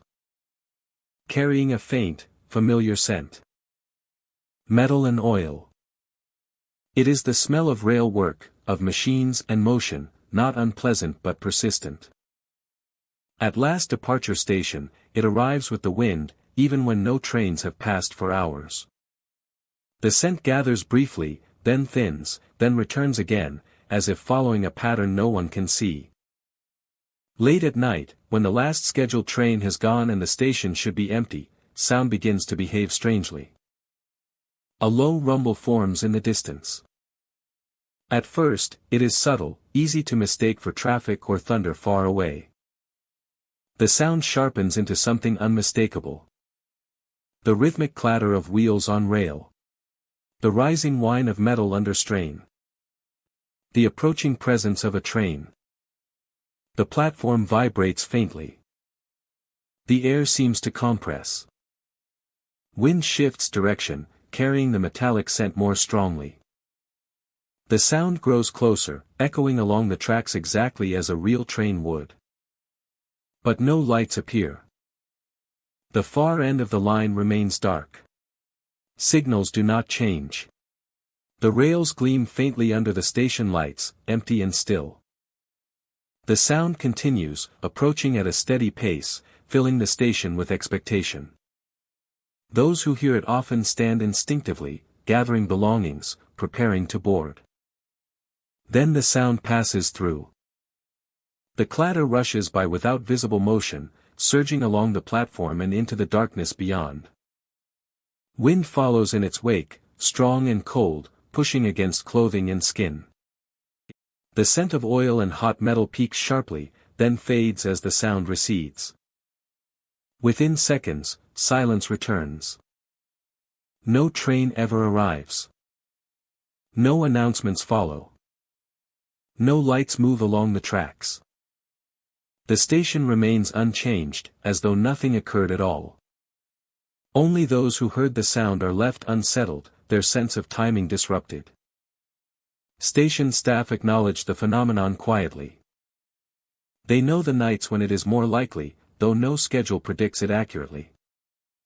It does not happen every night. It does not follow weather patterns. It arrives without warning and leaves just as quickly. Security cameras record nothing unusual. Audio equipment picks up only ambient noise, a low hum that fails to capture the distinct approach and departure heard by those present. The experience seems to exist only in the open air, carried by wind and attention. They point to the fatal incident as a moment that marked the place, imprinting a pattern of sound and expectation that never fully resolved. The station waits for it still. Others offer practical explanations. Acoustics from distant lines. Temperature inversions that carry sound farther than expected. Residual sense trapped in old infrastructure. Each explanation addresses a piece, but none explain the precision. The sound arrives at the correct speed. It follows the correct path. It produces the correct physical responses. Yet it leaves no trace. Those who linger late at night often notice another detail. Time feels compressed during the event. The approaching sound seems to take longer than it should. The moment of passing feels sudden, abrupt, as if time snaps back into place afterward. Some report a brief sense of presence during the sound, not visual, but emotional. A feeling of shared focus, of many eyes turning toward the tracks at once, even when standing alone. The wind that follows the sound feels purposeful, sweeping the platform clean, carrying the metallic scent away as if clearing space for what comes next. But nothing comes. The station settles back into stillness, lights humming, rails quiet. Those who remain often feel compelled to leave soon after, unsettled not by fear, but by incompleteness. The moment feels unfinished, like a sentence cut short. Local residents avoid the station late at night when possible. They do not speak openly about why. The story is known, passed in fragments. A sound without a train. A departure without arrival. A place that remembers too well. During the day, none of this is apparent. Trains stop as scheduled. Passengers board and disembark. The smell of oil blends into normal operation. The platform feels ordinary again. Yet some commuters report a fleeting sensation while waiting. A sudden awareness of wind direction. A brief whiff of metal when no train is near. A momentary vibration beneath their feet that fades before they can question it. They shake it off and continue on. Last departure station remains in service, maintained and monitored. Another stop along a functional line. Officially, nothing is wrong here. No warnings posted. No restrictions imposed. But at night, after the final train has gone, the station listens. It listens for a sound it knows too well. And sometimes, when the air is right and the platform is empty enough to notice, the sound returns. The echo of a train that never appears, rushing through darkness. Carrying with it the scent of metal and oil. Marking a passage that exists only in memory and wind. When silence returns, the station remains, patient and unchanged. Holding on to the last departure as if it might still arrive. Repeating the moment. Not to frighten, but to remember. A reminder that some places do not let go of what ended there. Waiting for the sound to finally stop. Underpass station lies beneath layers of concrete and steel, hidden below the city streets where traffic flows without pause. To reach it, passengers descend long staircases that funnel daylight downward in thin strips. With every step, the city feels farther away. By the time the platform comes into view, the outside world seems sealed off above. Its ceilings are low. Its walls are thick. Air moves slowly, carrying the scent of dust and old metal. When the city quiets and street traffic thins, footsteps begin to echo overhead. The sound is clear and rhythmic, as if someone is walking directly above the station. The pattern is steady, deliberate, and close. Visitors instinctively look up, expecting to hear cars or passing crowds. Often, there is nothing. The streets above are empty. No pedestrians. No vehicles. Yet the footsteps continue, pacing back and forth as if following a route that no longer exists. The sound travels through the ceiling, down the walls, and into the platform, lingering longer than it should. Those waiting for trains grow still. The footsteps do not rush. They do not stumble. They maintain a careful pace, as if measured by habit rather than urgency. When listeners try to count the steps, the rhythm changes slightly, just enough to disrupt expectation. Station staff are familiar with the reports. They explain that underground structures can carry sound from far away. Vibrations travel through pipes, rails, and support beams. A single movement above can echo across multiple levels. These explanations account for some of the noise. They do not explain why the footsteps sometimes stop when someone looks directly upward. The staircases are where the other sightings occur. At the tops of the stairs, where light from the street filters down, figures appear briefly. Silhouettes stand just beyond the threshold, framed by the brighter world above. They are upright and still, shaped like waiting passengers who never descend. The moment someone looks directly at them, they vanish. No movement marks their departure. No footsteps follow. The space at the top of the stairs is suddenly empty, the light unchanged. Those who rush upward to investigate find only vacant pavement and closed doors. They remain at the boundary between levels, visible only where underground meets surface. Their appearances last seconds at most, just long enough to be recognized as human in form, then gone. Passengers often doubt what they saw. Peripheral vision can mislead. Changes in lighting can create illusions. Fatigue exaggerates shadows. These explanations make sense until the experience repeats itself. The same stairwell. The same angle of light. The same brief appearance. Always at the top. Never halfway down. Never below. Historical maps of the area reveal something unusual.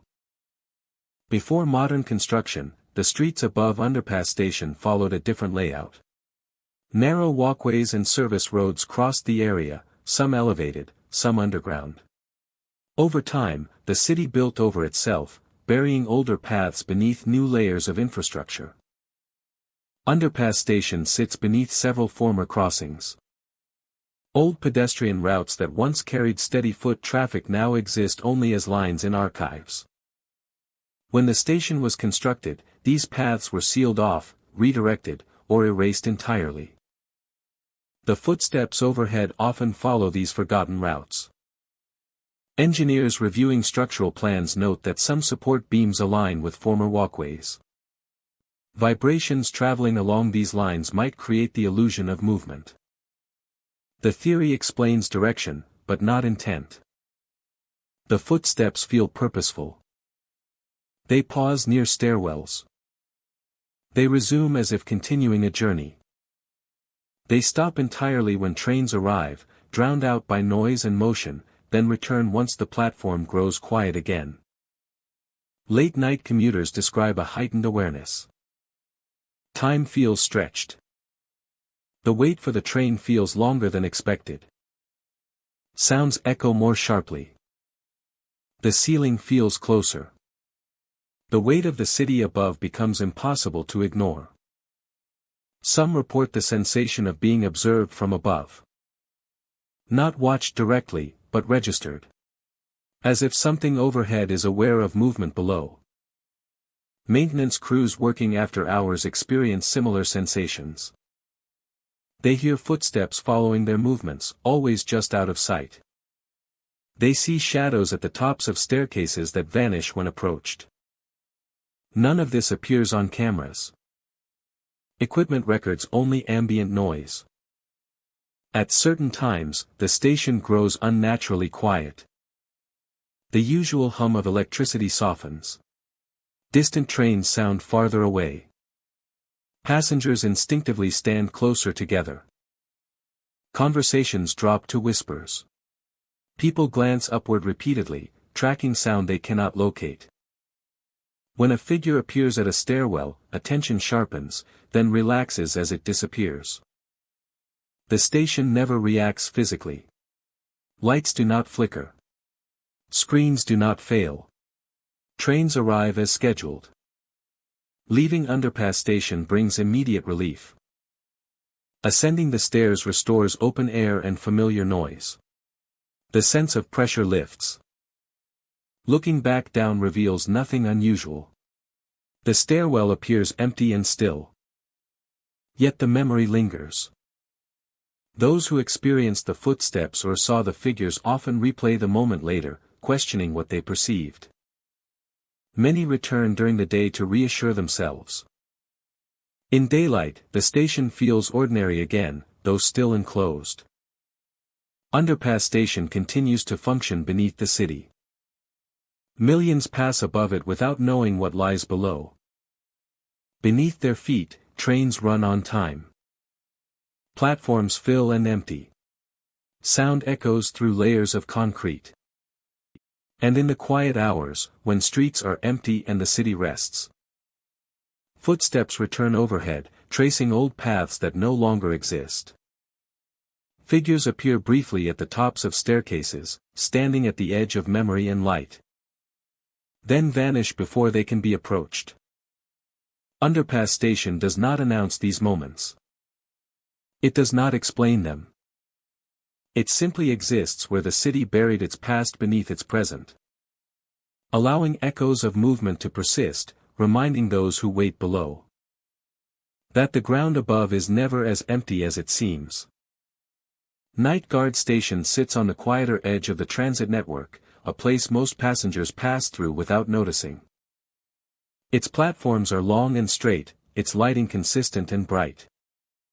During the day, the station feels routine and efficient, monitored by cameras and automated systems that hum quietly behind sealed panels. At night, the station becomes something else. Service thins after midnight. Trains arrive less often. The wide platforms empty out, leaving only the sound of distant rails and the soft echo of footsteps. Overhead lights remain on, casting clean white pools across concrete that now feels larger and more exposed. It was during one of these overnight shifts that a security guard died on duty. The incident itself was not dramatic. No emergency announcement, no disruption to service. The station reopened by morning, and official reports closed the matter with careful language. Those who work nights did. The first unusual reports came weeks later. Maintenance crews noticed brief flashes of light moving across platforms that were supposed to be empty. At first, the explanation seemed obvious. A guard on patrol. A reflection from passing trains. A camera artifact. No guard walked the platforms alone anymore. Patrol routes were reduced, centralized, and tracked. No one should have been carrying a flashlight through those spaces after midnight. Yet the beams continued to appear. They moved with purpose, sweeping slowly across walls and floors, pausing near stairwells and benches before moving on. The light was narrow and controlled, consistent with a handheld flashlight rather than fixed lighting. It behaved as if guided by a practiced hand. They simply appeared within it. Those who noticed them often stood still, watching as the light traced familiar paths. The beam never shone directly at anyone. It remained focused on empty areas, checking corners and sightlines the way a guard would during a routine inspection. When approached, the light faded quietly, leaving the platform unchanged. Around the same time, radio anomalies began to be reported. Security radios occasionally picked up breathing sounds with no identifiable source. The transmission was low and steady, clearly human in rhythm. There were no words, no static bursts, just the sound of breath moving in and out at a measured pace.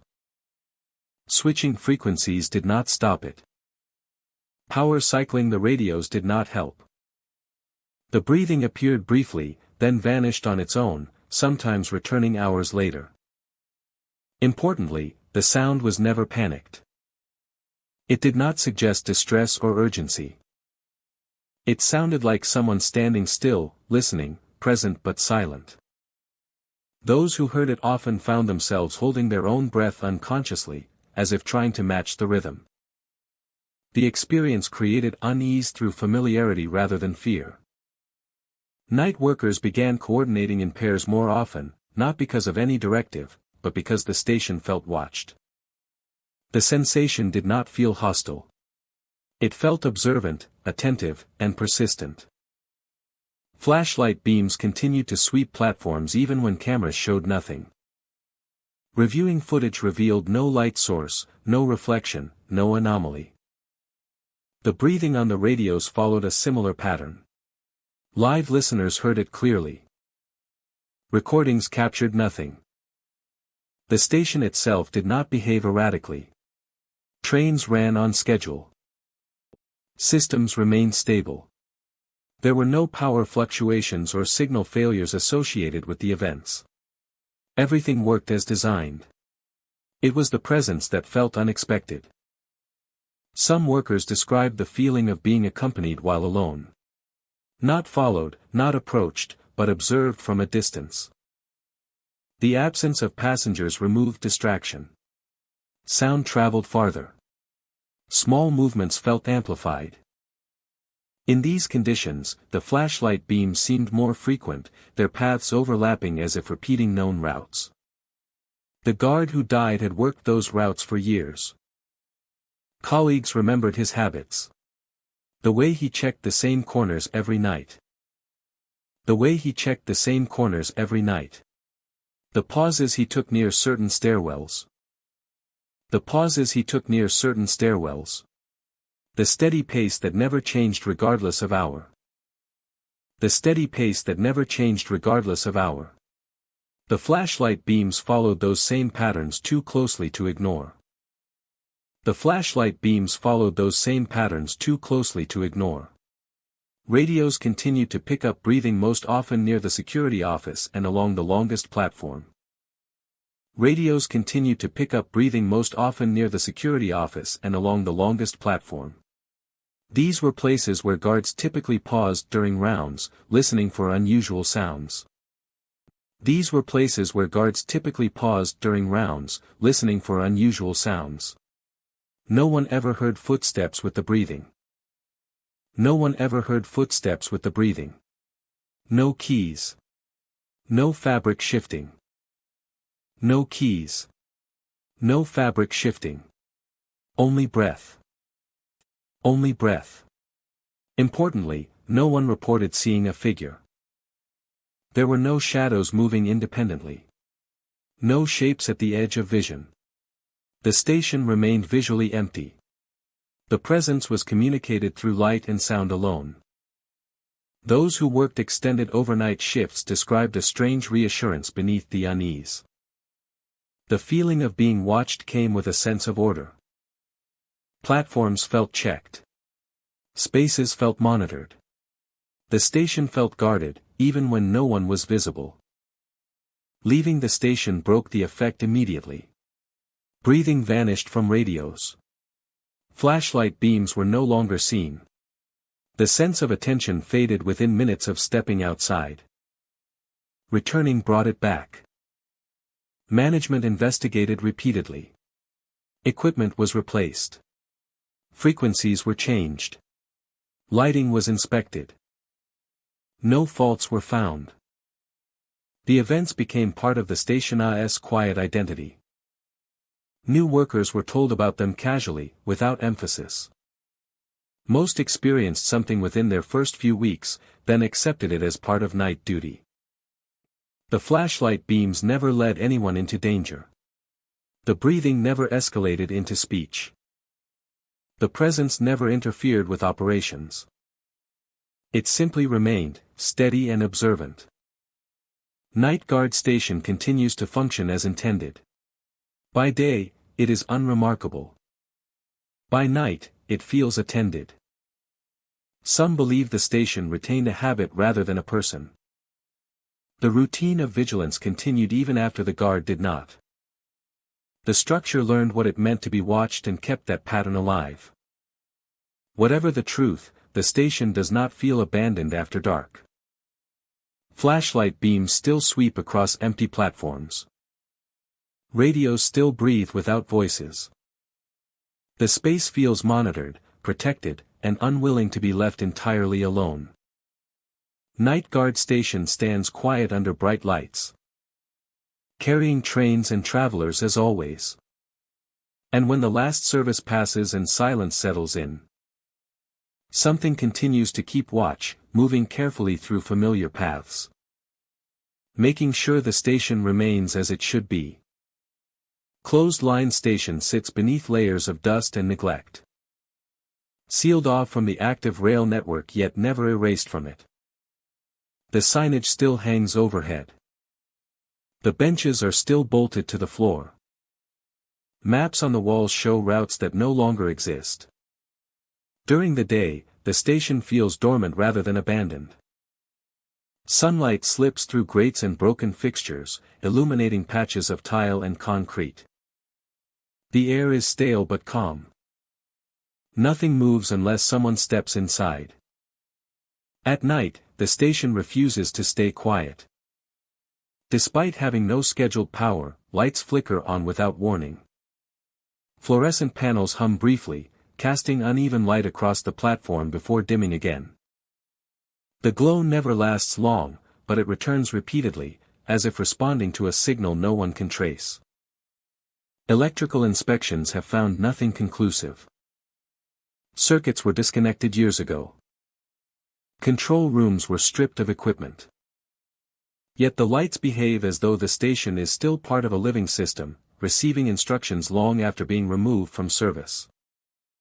Visitors who manage to enter after dark often notice movement almost immediately. Figures stand along the platform, spaced evenly as commuters once were during peak hours. They face the tracks, hands at their sides or clasped in front of them. Some appear to sit on benches, heads tilted slightly downward. None speak. None acknowledge anyone else. They wait. The figures do not look transparent or distorted. They are dressed in neutral clothing that blends into the station's muted tones. It is only when visitors move closer that something feels wrong. Shadows do not align correctly. Faces remain indistinct, as though unfinished. When approached directly, the figures fade. They do not react or retreat. They simply thin into the surrounding darkness, leaving behind empty space where someone seemed to be moments earlier. The platform feels colder where they stood, the air heavier, as if disturbed. Those who linger report seeing the figures return when the lights flicker again. They reappear in the same positions, maintaining their quiet formation. It is structured, almost routine. Closed Line Station was once a busy transfer point, connecting neighborhoods that have since changed beyond recognition.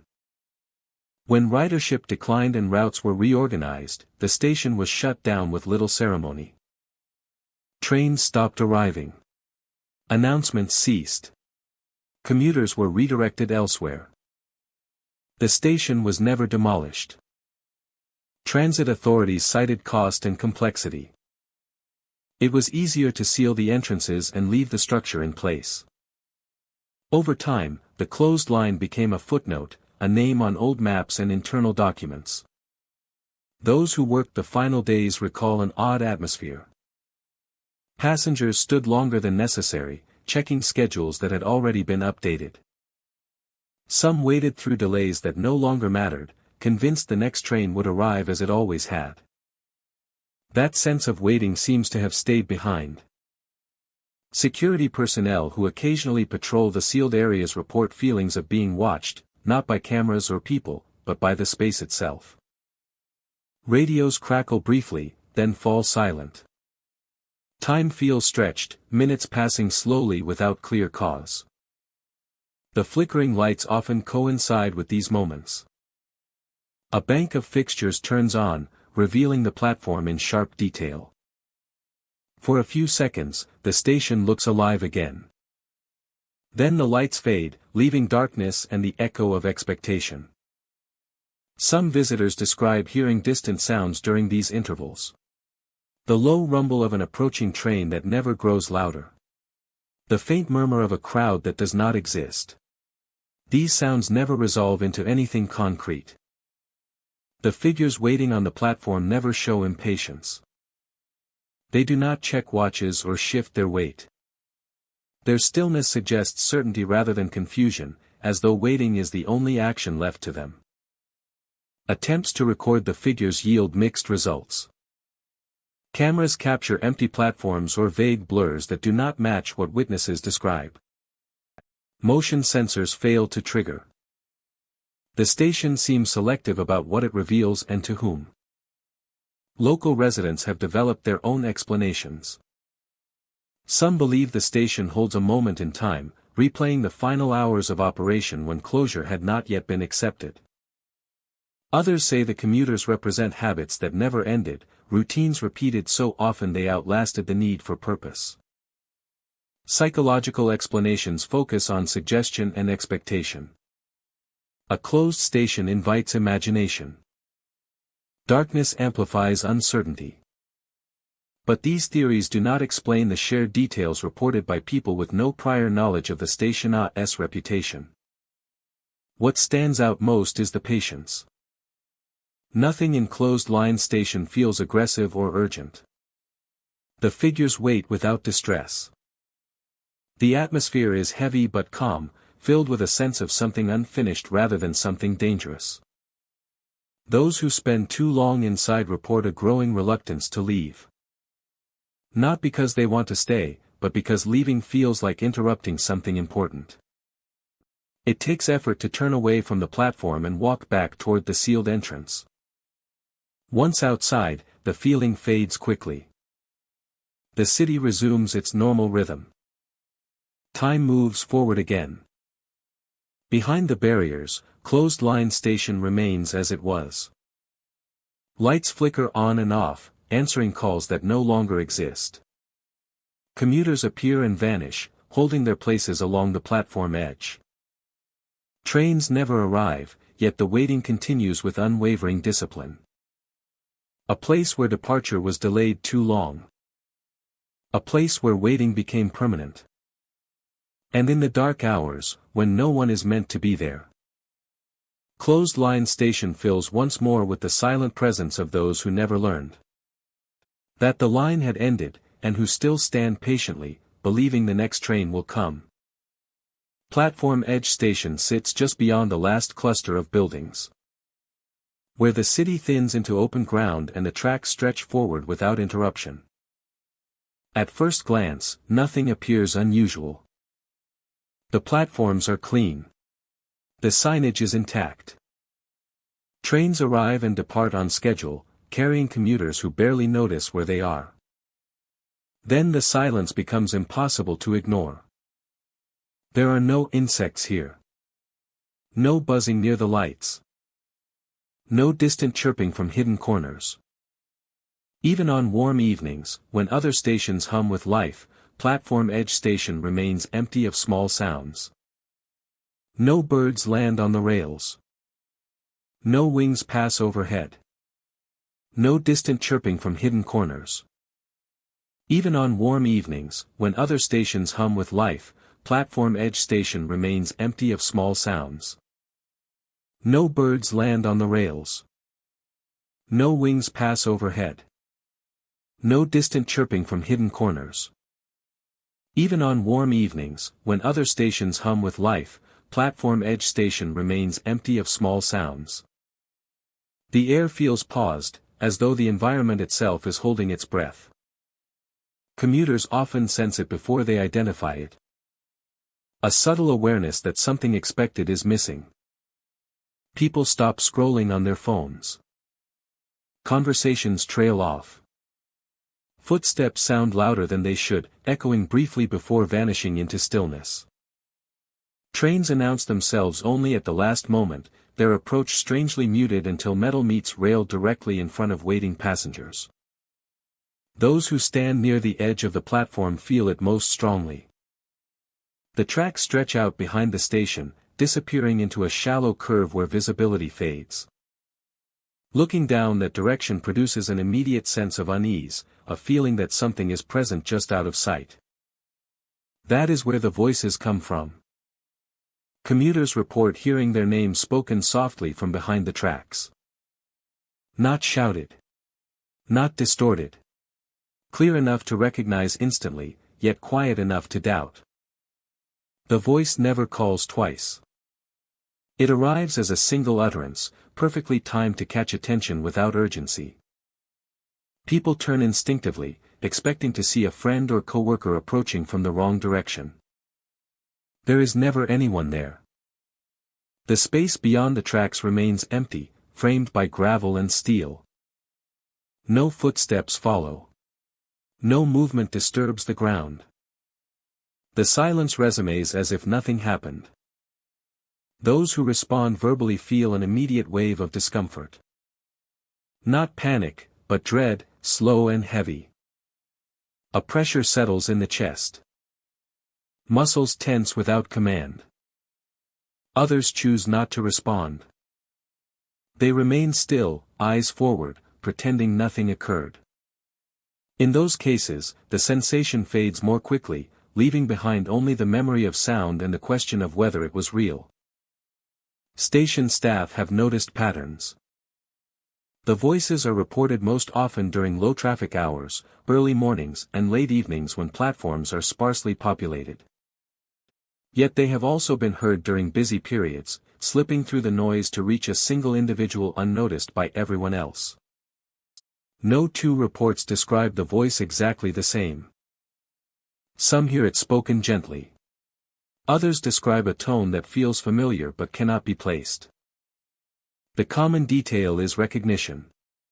The voice always sounds like someone who should know the listener. Security footage shows nothing unusual. Cameras capture empty tracks and waiting passengers. No figures appear beyond the platform edge. Audio recordings fail to pick up the voice, registering only ambient hum. The absence of wildlife remains unexplained. Nearby stations host birds that perch on overhead lines and insects that gather around lights. Environmental surveys show nothing harmful. Air quality is normal. Vegetation grows undisturbed beyond the perimeter. Local historians note that the station was built at the far boundary of the original rail expansion. For decades, it marked the edge of regular service. Trains beyond this point were infrequent, often delayed or rerouted. People waited here longer than intended, staring down tracks that offered no certainty. Over time, the station gained a reputation as a place where journeys felt unfinished. Passengers arrived with the expectation of departure that did not always come. Some waited hours. Others returned day after day, hoping schedules would change. The quiet settled in gradually. Workers assigned to the station report heightened alertness while on duty. Radios feel louder. Every sound feels isolated. Breaks are taken away from the platform whenever possible. One conductor described the sensation as standing inside a pause. Time moves, but the space does not acknowledge it. Commuters who hear their names often describe a pull toward the tracks. A momentary urge to step closer, to look beyond the curve, to answer. The feeling fades quickly, replaced by self-awareness and unease. Those who resist the impulse report relief as soon as the train arrives. The arrival of a train disrupts everything. Sound returns abruptly. Wind rushes through the platform. The station feels normal again, as if waking from a brief suspension. Birds do not appear, but the silence loses its grip. Once the train departs, the quiet returns. The voices do not repeat.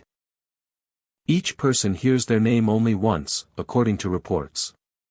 There is no pattern. No follow-up. No escalation. The experience feels complete the moment it ends. Others continue passing through, unsettled but curious. Though they still avoid standing near the edge. Officials dismiss the reports as auditory illusions shaped by environment and expectation. The voices are explained as misheard sounds carried along the tracks.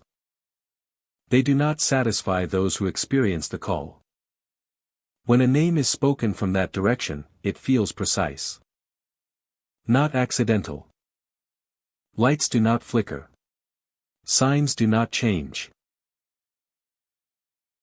Platform edge station continues to function as intended. Trains arrive. Passengers board. Schedules are maintained. Nothing is officially wrong. Yet the quiet remains unnatural. No insects. No birds. Only the soft hum of infrastructure and the occasional sound of a voice speaking a name from behind the tracks, leaving one person at a time standing still, uncertain whether they were called by memory, imagination, or something waiting just beyond the edge of sight. Rainfall Station sits in a low basin where the tracks curve gently and the land slopes inward from all sides. The station is modest, built of concrete and steel, with a broad canopy meant to shelter waiting passengers. From a distance it looks unremarkable. When rain comes, it comes harder. Storms that pass lightly over neighboring stations seem to concentrate above Rainfall Station. Drops strike the canopy with greater force, drumming loudly, quickly overwhelming other sounds. Water sheets down the sides of the platform, forming shallow streams that run toward the tracks. Even brief showers linger longer here, as if reluctant to move on. Locals have noticed this pattern for years. Weather reports rarely predict it. A light chance of rain becomes a steady downpour at the station, while the surrounding streets remain only damp. Umbrellas feel less effective. Clothing soaks through faster. The rain at Rainfall Station has weight to it, a density that feels deliberate. What unsettles people more is what happens when the rain stops. Even on dry days, when the sky is clear and the air warm, water continues to drip. It falls from the edges of the canopy, from joints and seams where no moisture should remain. The drops land at regular intervals, forming a slow, steady rhythm. The sound is unmistakable, soft but persistent, like rain reduced to a memory of itself. Maintenance crews inspect the structure frequently. Gutters are clear. Surfaces are dry. There is no standing water above. Yet the dripping continues, keeping time without variation. Passengers waiting for trains often find themselves listening to it without realizing. The rhythm is calming at first, predictable and even. Over time, it becomes difficult to ignore. The sound draws attention inward, encouraging stillness. Those who look down at the platform notice small dark spots where drops land. They do not spread like ordinary water stains. They appear briefly, then fade, leaving the concrete unchanged. Rainfall Station is full of reflective surfaces. Glass panels line the waiting area. Polished steel supports mirror movement. Puddles form easily during storms, collecting beneath benches and near the tracks. Even when dry, the floor seems to hold a faint sheen, as though moisture never fully leaves. It is here that some notice the reflections. At first, they seem normal. A person shifts weight and sees the movement mirrored back. A hand lifts and lowers. Nothing unusual. Then something feels off. A reflection moves slightly out of time. It is subtle, a fraction of a second behind or ahead. Blink and it appears corrected. Look again and the delay returns. The movement does not distort, but it does not match perfectly. Those who test it feel uneasy. They raise an arm slowly and watch the reflection follow, then hesitate before completing the motion. Turning the head produces a similar effect, the mirrored image lagging just enough to be noticed. In puddles, the effect is stronger. Ripples form without cause. A still figure appears to shift even when the person stands motionless. Reflections seem to settle into poses not currently held. Then adjust abruptly when attention focuses on them. Some passengers report seeing themselves reflected differently altogether. Standing upright while the reflection appears slightly hunched. facing forward while the reflected gaze seems angled elsewhere. The differences are never extreme, never clear enough to accuse the mind of error, but persistent enough to cause doubt. Station staff hear these reports often enough to recognize the pattern. They do not dismiss them outright, but they do not encourage investigation. Most suggest moving away from reflective surfaces, focusing on schedules, staying occupied. Rainfall Station has a history of water management issues. Old plans show that the basin once served as a drainage point for surrounding areas. Channels beneath the station were built to divert runoff, carrying water away quietly. Over time, newer infrastructure altered these paths, sealing some and rerouting others. Engineers suggest that water pressure beneath the station may rise and fall, releasing moisture slowly through microfractures and joints. This could explain the dripping. It does not explain the rhythm. The drops fall too evenly. They do not speed up or slow down. They continue regardless of temperature, humidity, or recent rainfall. The station seems to generate its own cadence. As for the reflections, theories vary.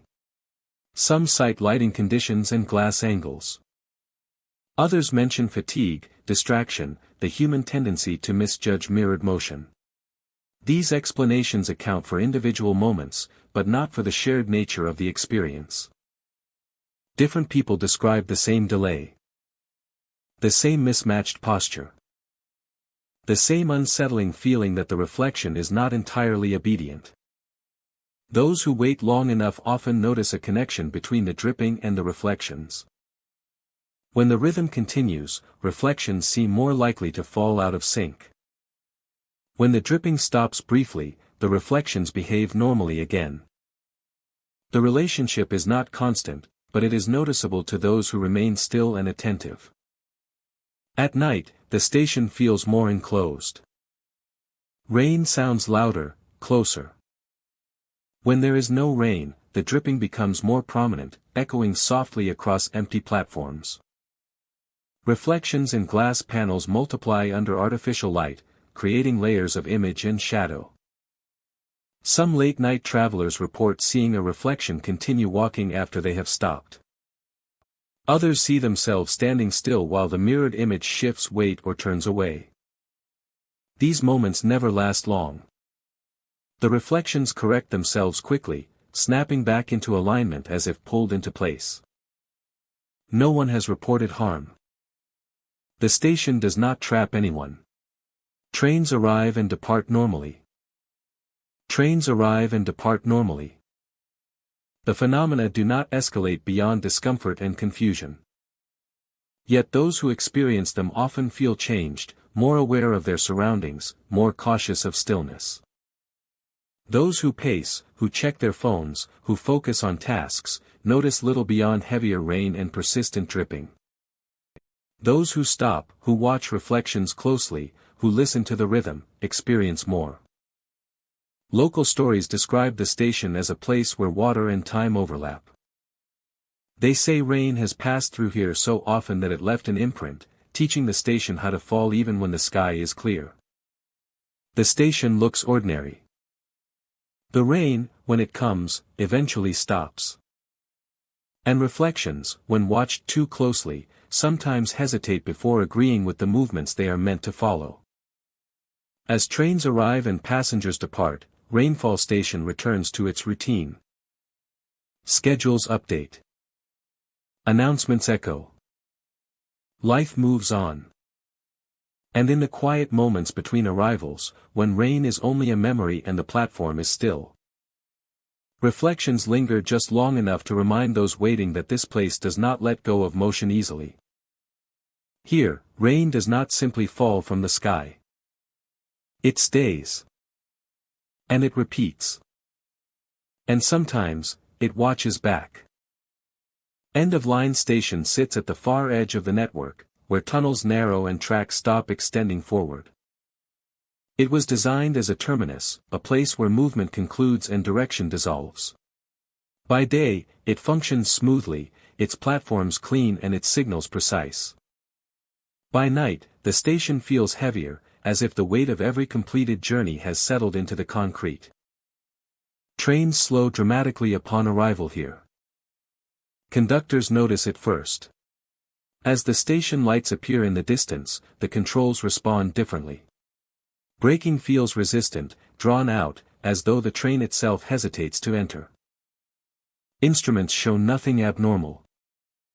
Speed reduces within safe limits, yet the sensation persists, a long, careful deceleration that feels deliberate rather than mechanical. Veteran conductors learn to expect it.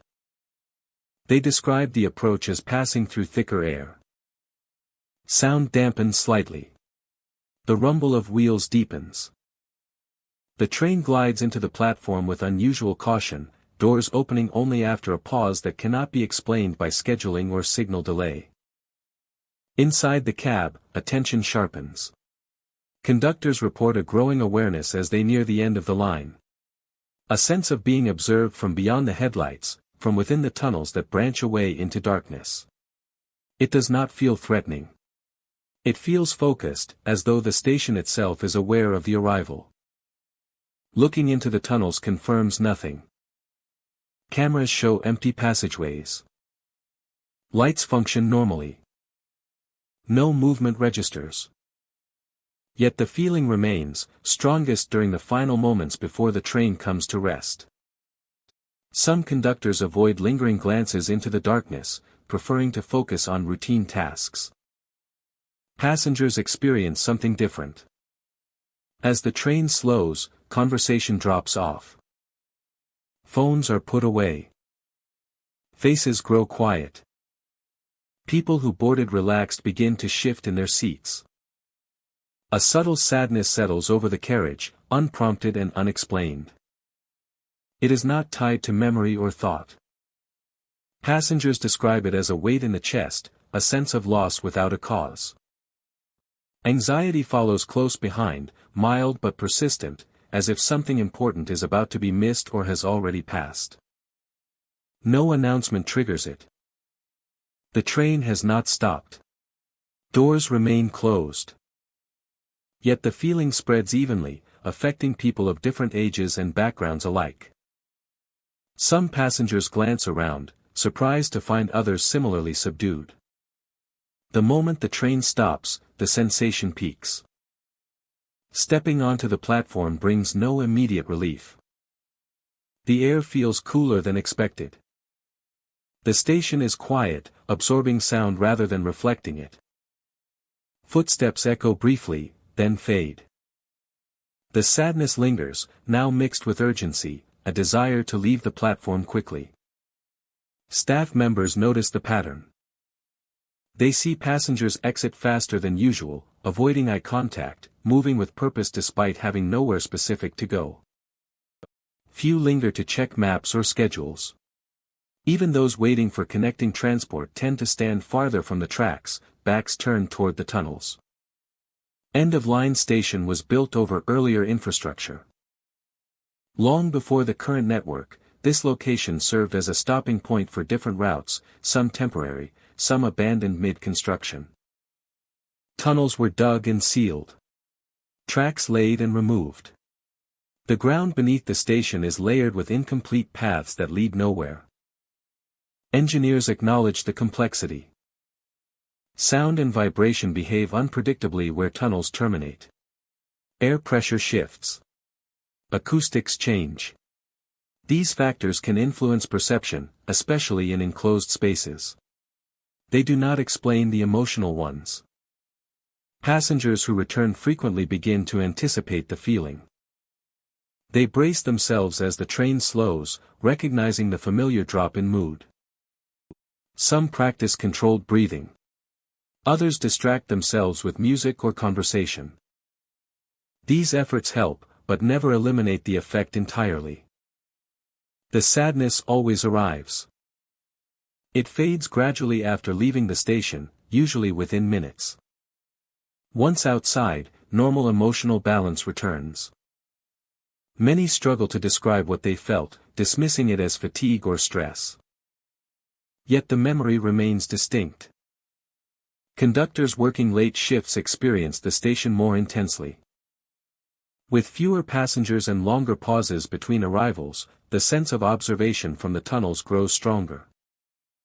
The darkness beyond the platform seems deeper, more concentrated. The feeling is not of being watched by eyes, but by presence. Some conductors report hearing faint sounds. Not voices, but movement. A subtle shift of air. The impression of something receding as they step closer to the tunnel entrances. Maintenance crews inspecting the tunnels describe a similar unease. Working beyond the platform, they feel pressure build without cause. The sensation increases the farther they move from the station lights. Tools vibrate slightly. Focus becomes difficult. Crews complete tasks quickly and return to open areas without discussion. Historical records reveal a pattern of endings. End-of-line station has marked conclusions since its earliest days. Routes were terminated here after accidents elsewhere. Construction halted abruptly during expansion phases. Several planned extensions were cancelled without explanation, leaving the station permanently final. It is a place where intention stopped. Perhaps that history contributes to the emotional weight passengers feel. A station built to receive arrivals without offering onward movement accumulates unresolved momentum. Journeys end here, but the energy of motion has nowhere else to go. Some theorize that the station absorbs it. The slow arrival of trains may be the system's response to this accumulation. The sadness passengers feel may be the echo of countless farewells, missed connections, and decisions to turn back rather than continue. Late at night, when the station is nearly empty, the effect becomes palpable. The final train arrives slowly, its lights dimmed by distance. The platform waits in silence. As the doors open, the familiar heaviness settles in, deeper now without the distraction of crowds. Those who step off the train pause involuntarily. They feel the weight fully, undiluted. The station seems to hold them for a moment, acknowledging the arrival before releasing them back into the world. When the train departs, the feeling remains behind. It does not follow passengers. It stays within the station, pooled near the tunnel mouths and along the platform edge. The air lightens only after the last footsteps fade. By morning, end-of-line station resets. Commuters arrive. Trains run on schedule. The sadness does not appear during the rush. The station feels functional again, its role reduced to logistics and routine. Yet the effect never disappears entirely.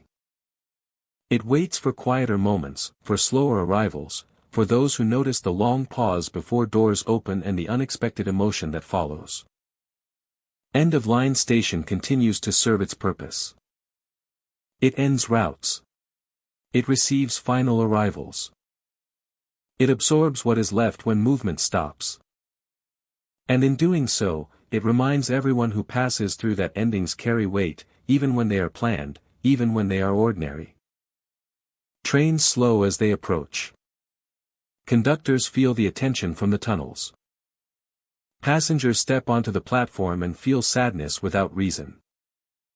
Then they leave, carrying nothing visible with them, while end-of-line station remains behind, holding the rest, waiting for the next arrival to bring another quiet conclusion. Final arrival station sits at the far end of a long rail line, where tracks stop extending outward and curve into storage yards and maintenance bays. Beyond the platforms, the land opens into darkness and quiet, a place built for endings rather than beginnings. During the day, the station feels calm and procedural. Trains arrive, unload their last passengers, and rest before the return journey. At night, the station feels different. Service slows after midnight. Schedules thin. The air grows still, carrying the sense that movement has paused not just for people, but for time itself. This station marks the final stop of the route. Every train that reaches it has already carried travelers across cities, neighborhoods, and long stretches of darkness. By the time it arrives here, it should be empty of purpose, ready only to wait. Yet late-night visitors report sounds that should not exist. As the final train rolls in, brakes hiss and wheels settle. The doors open to an empty platform. No passengers step out. No voices follow. The train appears vacant, its interior lit but still. Then footsteps are heard. They sound like boarding, not exiting. The sound travels from door to door, carriage to carriage, as if multiple people are stepping aboard. No one is visible. Station staff who hear it often pause, checking monitors and mirrors. The platforms remain empty. No shadows move. The train shows no sign of passengers entering. The footsteps continue briefly, then stop. Moments later, doors close on their own. There is no announcement. No signal given from the control room. The doors shut smoothly and simultaneously, sealing the cars as if departure were expected. Warning chimes sometimes sound, sometimes do not. The action feels automatic, precise, and unprompted. Those watching describe a sudden stillness after the doors close. The train seems to settle, as though weight has shifted within it. The platform feels quieter, the air heavier for a brief moment. Then the train departs. It pulls away slowly, its motion steady and unhurried. Lights remain on inside the cars, illuminating rows of empty seats. From the outside, nothing appears unusual. Yet operators report something they cannot ignore. The train leaves lighter than when it arrived. Instrumentation shows a subtle but measurable change. Weight sensors register a reduction rather than an increase. The difference is small, not enough to trigger alarms, but consistent enough to be noticed. The train departs carrying less mass than it brought in. No cargo is unloaded at final arrival station. No materials are removed. No maintenance occurs during the stop. There is no physical explanation for the change. This pattern repeats. Not every night. Not every train. But often enough that staff share notes quietly, comparing experiences across shifts. The details align too closely to dismiss as coincidence. The footsteps always sound like boarding, never leaving. The doors always close after the sound ends. The train always departs lighter. No one reports seeing figures. No silhouettes in windows. No reflections moving through glass. Cameras show nothing beyond empty platforms and sealed doors. The experience is entirely auditory and procedural, as if the station itself is completing a routine no longer visible. History adds a layer of meaning to the place. Importantly, no one reports seeing figures. There are no silhouettes in windows. No reflections moving through glass. Cameras show nothing beyond empty platforms and sealed doors. The experience is entirely auditory and procedural, as if the station itself is completing a routine no longer visible. History adds a layer of meaning to the place. Importantly, no one reports seeing figures. There are no silhouettes in windows. No reflections moving through glass. Cameras show nothing beyond empty platforms and sealed doors. The experience is entirely auditory and procedural, as if the station itself is completing a routine no longer visible. History adds a layer of meaning to the place. Importantly, no one reports seeing figures. There are no silhouettes in windows. No reflections moving through glass. Cameras show nothing beyond empty platforms and sealed doors. The experience is entirely auditory and procedural, as if the station itself is completing a routine no longer visible. History adds a layer of meaning to the place. Importantly, no one reports seeing figures. There are no silhouettes in windows. No reflections moving through glass. Cameras show nothing beyond empty platforms and sealed doors. The experience is entirely auditory and procedural, as if the station itself is completing a routine no longer visible. History adds a layer of meaning to the place. Importantly, no one reports seeing figures. There are no silhouettes in windows. No reflections moving through glass. Cameras show nothing beyond empty platforms and sealed doors. The experience is entirely auditory and procedural, as if the station itself is completing a routine no longer visible.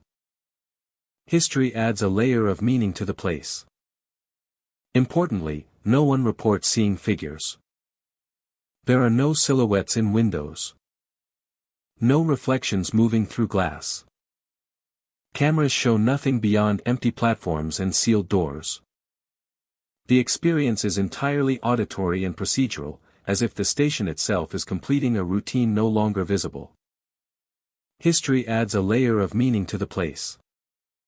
Importantly, no one reports seeing figures. There are no silhouettes in windows. No reflections moving through glass. Cameras show nothing beyond empty platforms and sealed doors. The experience is entirely auditory and procedural, as if the station itself is completing a routine no longer visible. History adds a layer of meaning to the place. Importantly, no one reports seeing figures. There are no silhouettes in windows. No reflections moving through glass. Cameras show nothing beyond empty platforms and sealed doors.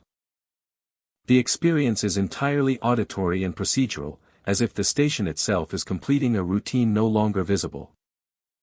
History adds a layer of meaning to the place. Importantly, no one reports seeing figures. There are no silhouettes in windows. Final Arrival Station was built to serve a growing region, expected to expand beyond its current limits. The route was designed to continue farther, but plans changed. Funding shifted. Development stalled. The station remained the end of the line. For decades, travelers reached this place knowing there was nowhere further to go. It became associated with last stops, final commutes, and permanent departures. People said goodbye here more often than hello. Late-night travelers described the station as feeling unfinished, as though it still expects continuation. The platforms are long enough to support more traffic than they receive. The tracks beyond are aligned for extension that never came. Some believe the sounds reflect habit rather than presence. The station learned the rhythm of arrivals and departures so thoroughly that it continues them even when the participants are gone. Footsteps echo where they once belonged. Doors close because that is what happens next. Others believe the station collects what does not wish to remain. The idea is not spoken openly, but it lingers. That something arrives at the end of the line and chooses to leave with the departing train, even when no one can see it. The reduction in weight suggests departure rather than arrival. Those who wait alone on the platform during these events describe a strong sense of completion. Not relief, not fear, but finality. The station feels satisfied once the train leaves, as though a task has been completed. The air lightens. The lights hum evenly. The platform returns to stillness. No further sounds follow. The station waits quietly for the next arrival. Hours later. Morning erases the strangeness. Daytime trains arrive full and leave empty as expected. Doors behave normally. No unexplained sounds occur. Weight readings align with standard operation. The station functions exactly as designed.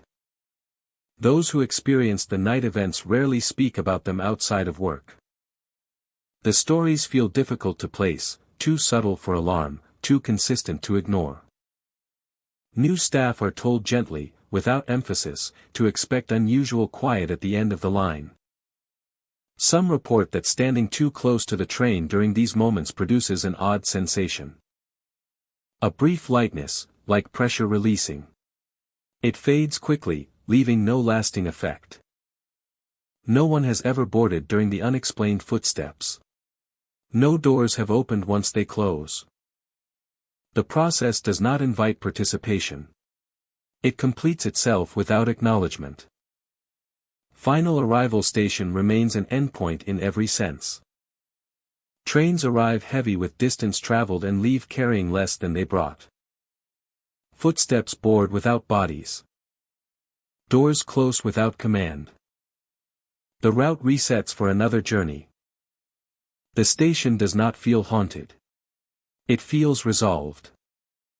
In a system built on movement, final arrival station holds the idea of conclusion. It is where journeys end cleanly, without chaos or noise. The last arrivals are processed quietly, efficiently, and without witnesses. Late at night, when platforms empty and schedules thin, the station fulfills its role completely. It accepts what comes to the end of the line, sends it onward, and returns to silence. When the final train departs lighter than it arrived, the station rests, content to wait for the next journey to reach its end. Thank you for standing on the haunted platforms of New Jersey with me tonight. These stations were built for movement, not for endings. Yet over time, they became witnesses to final moments, quiet despair, and stories that never reached their destination. Trains still run.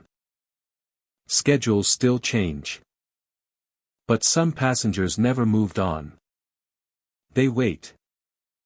They watch. And they listen for the sound of the next arrival.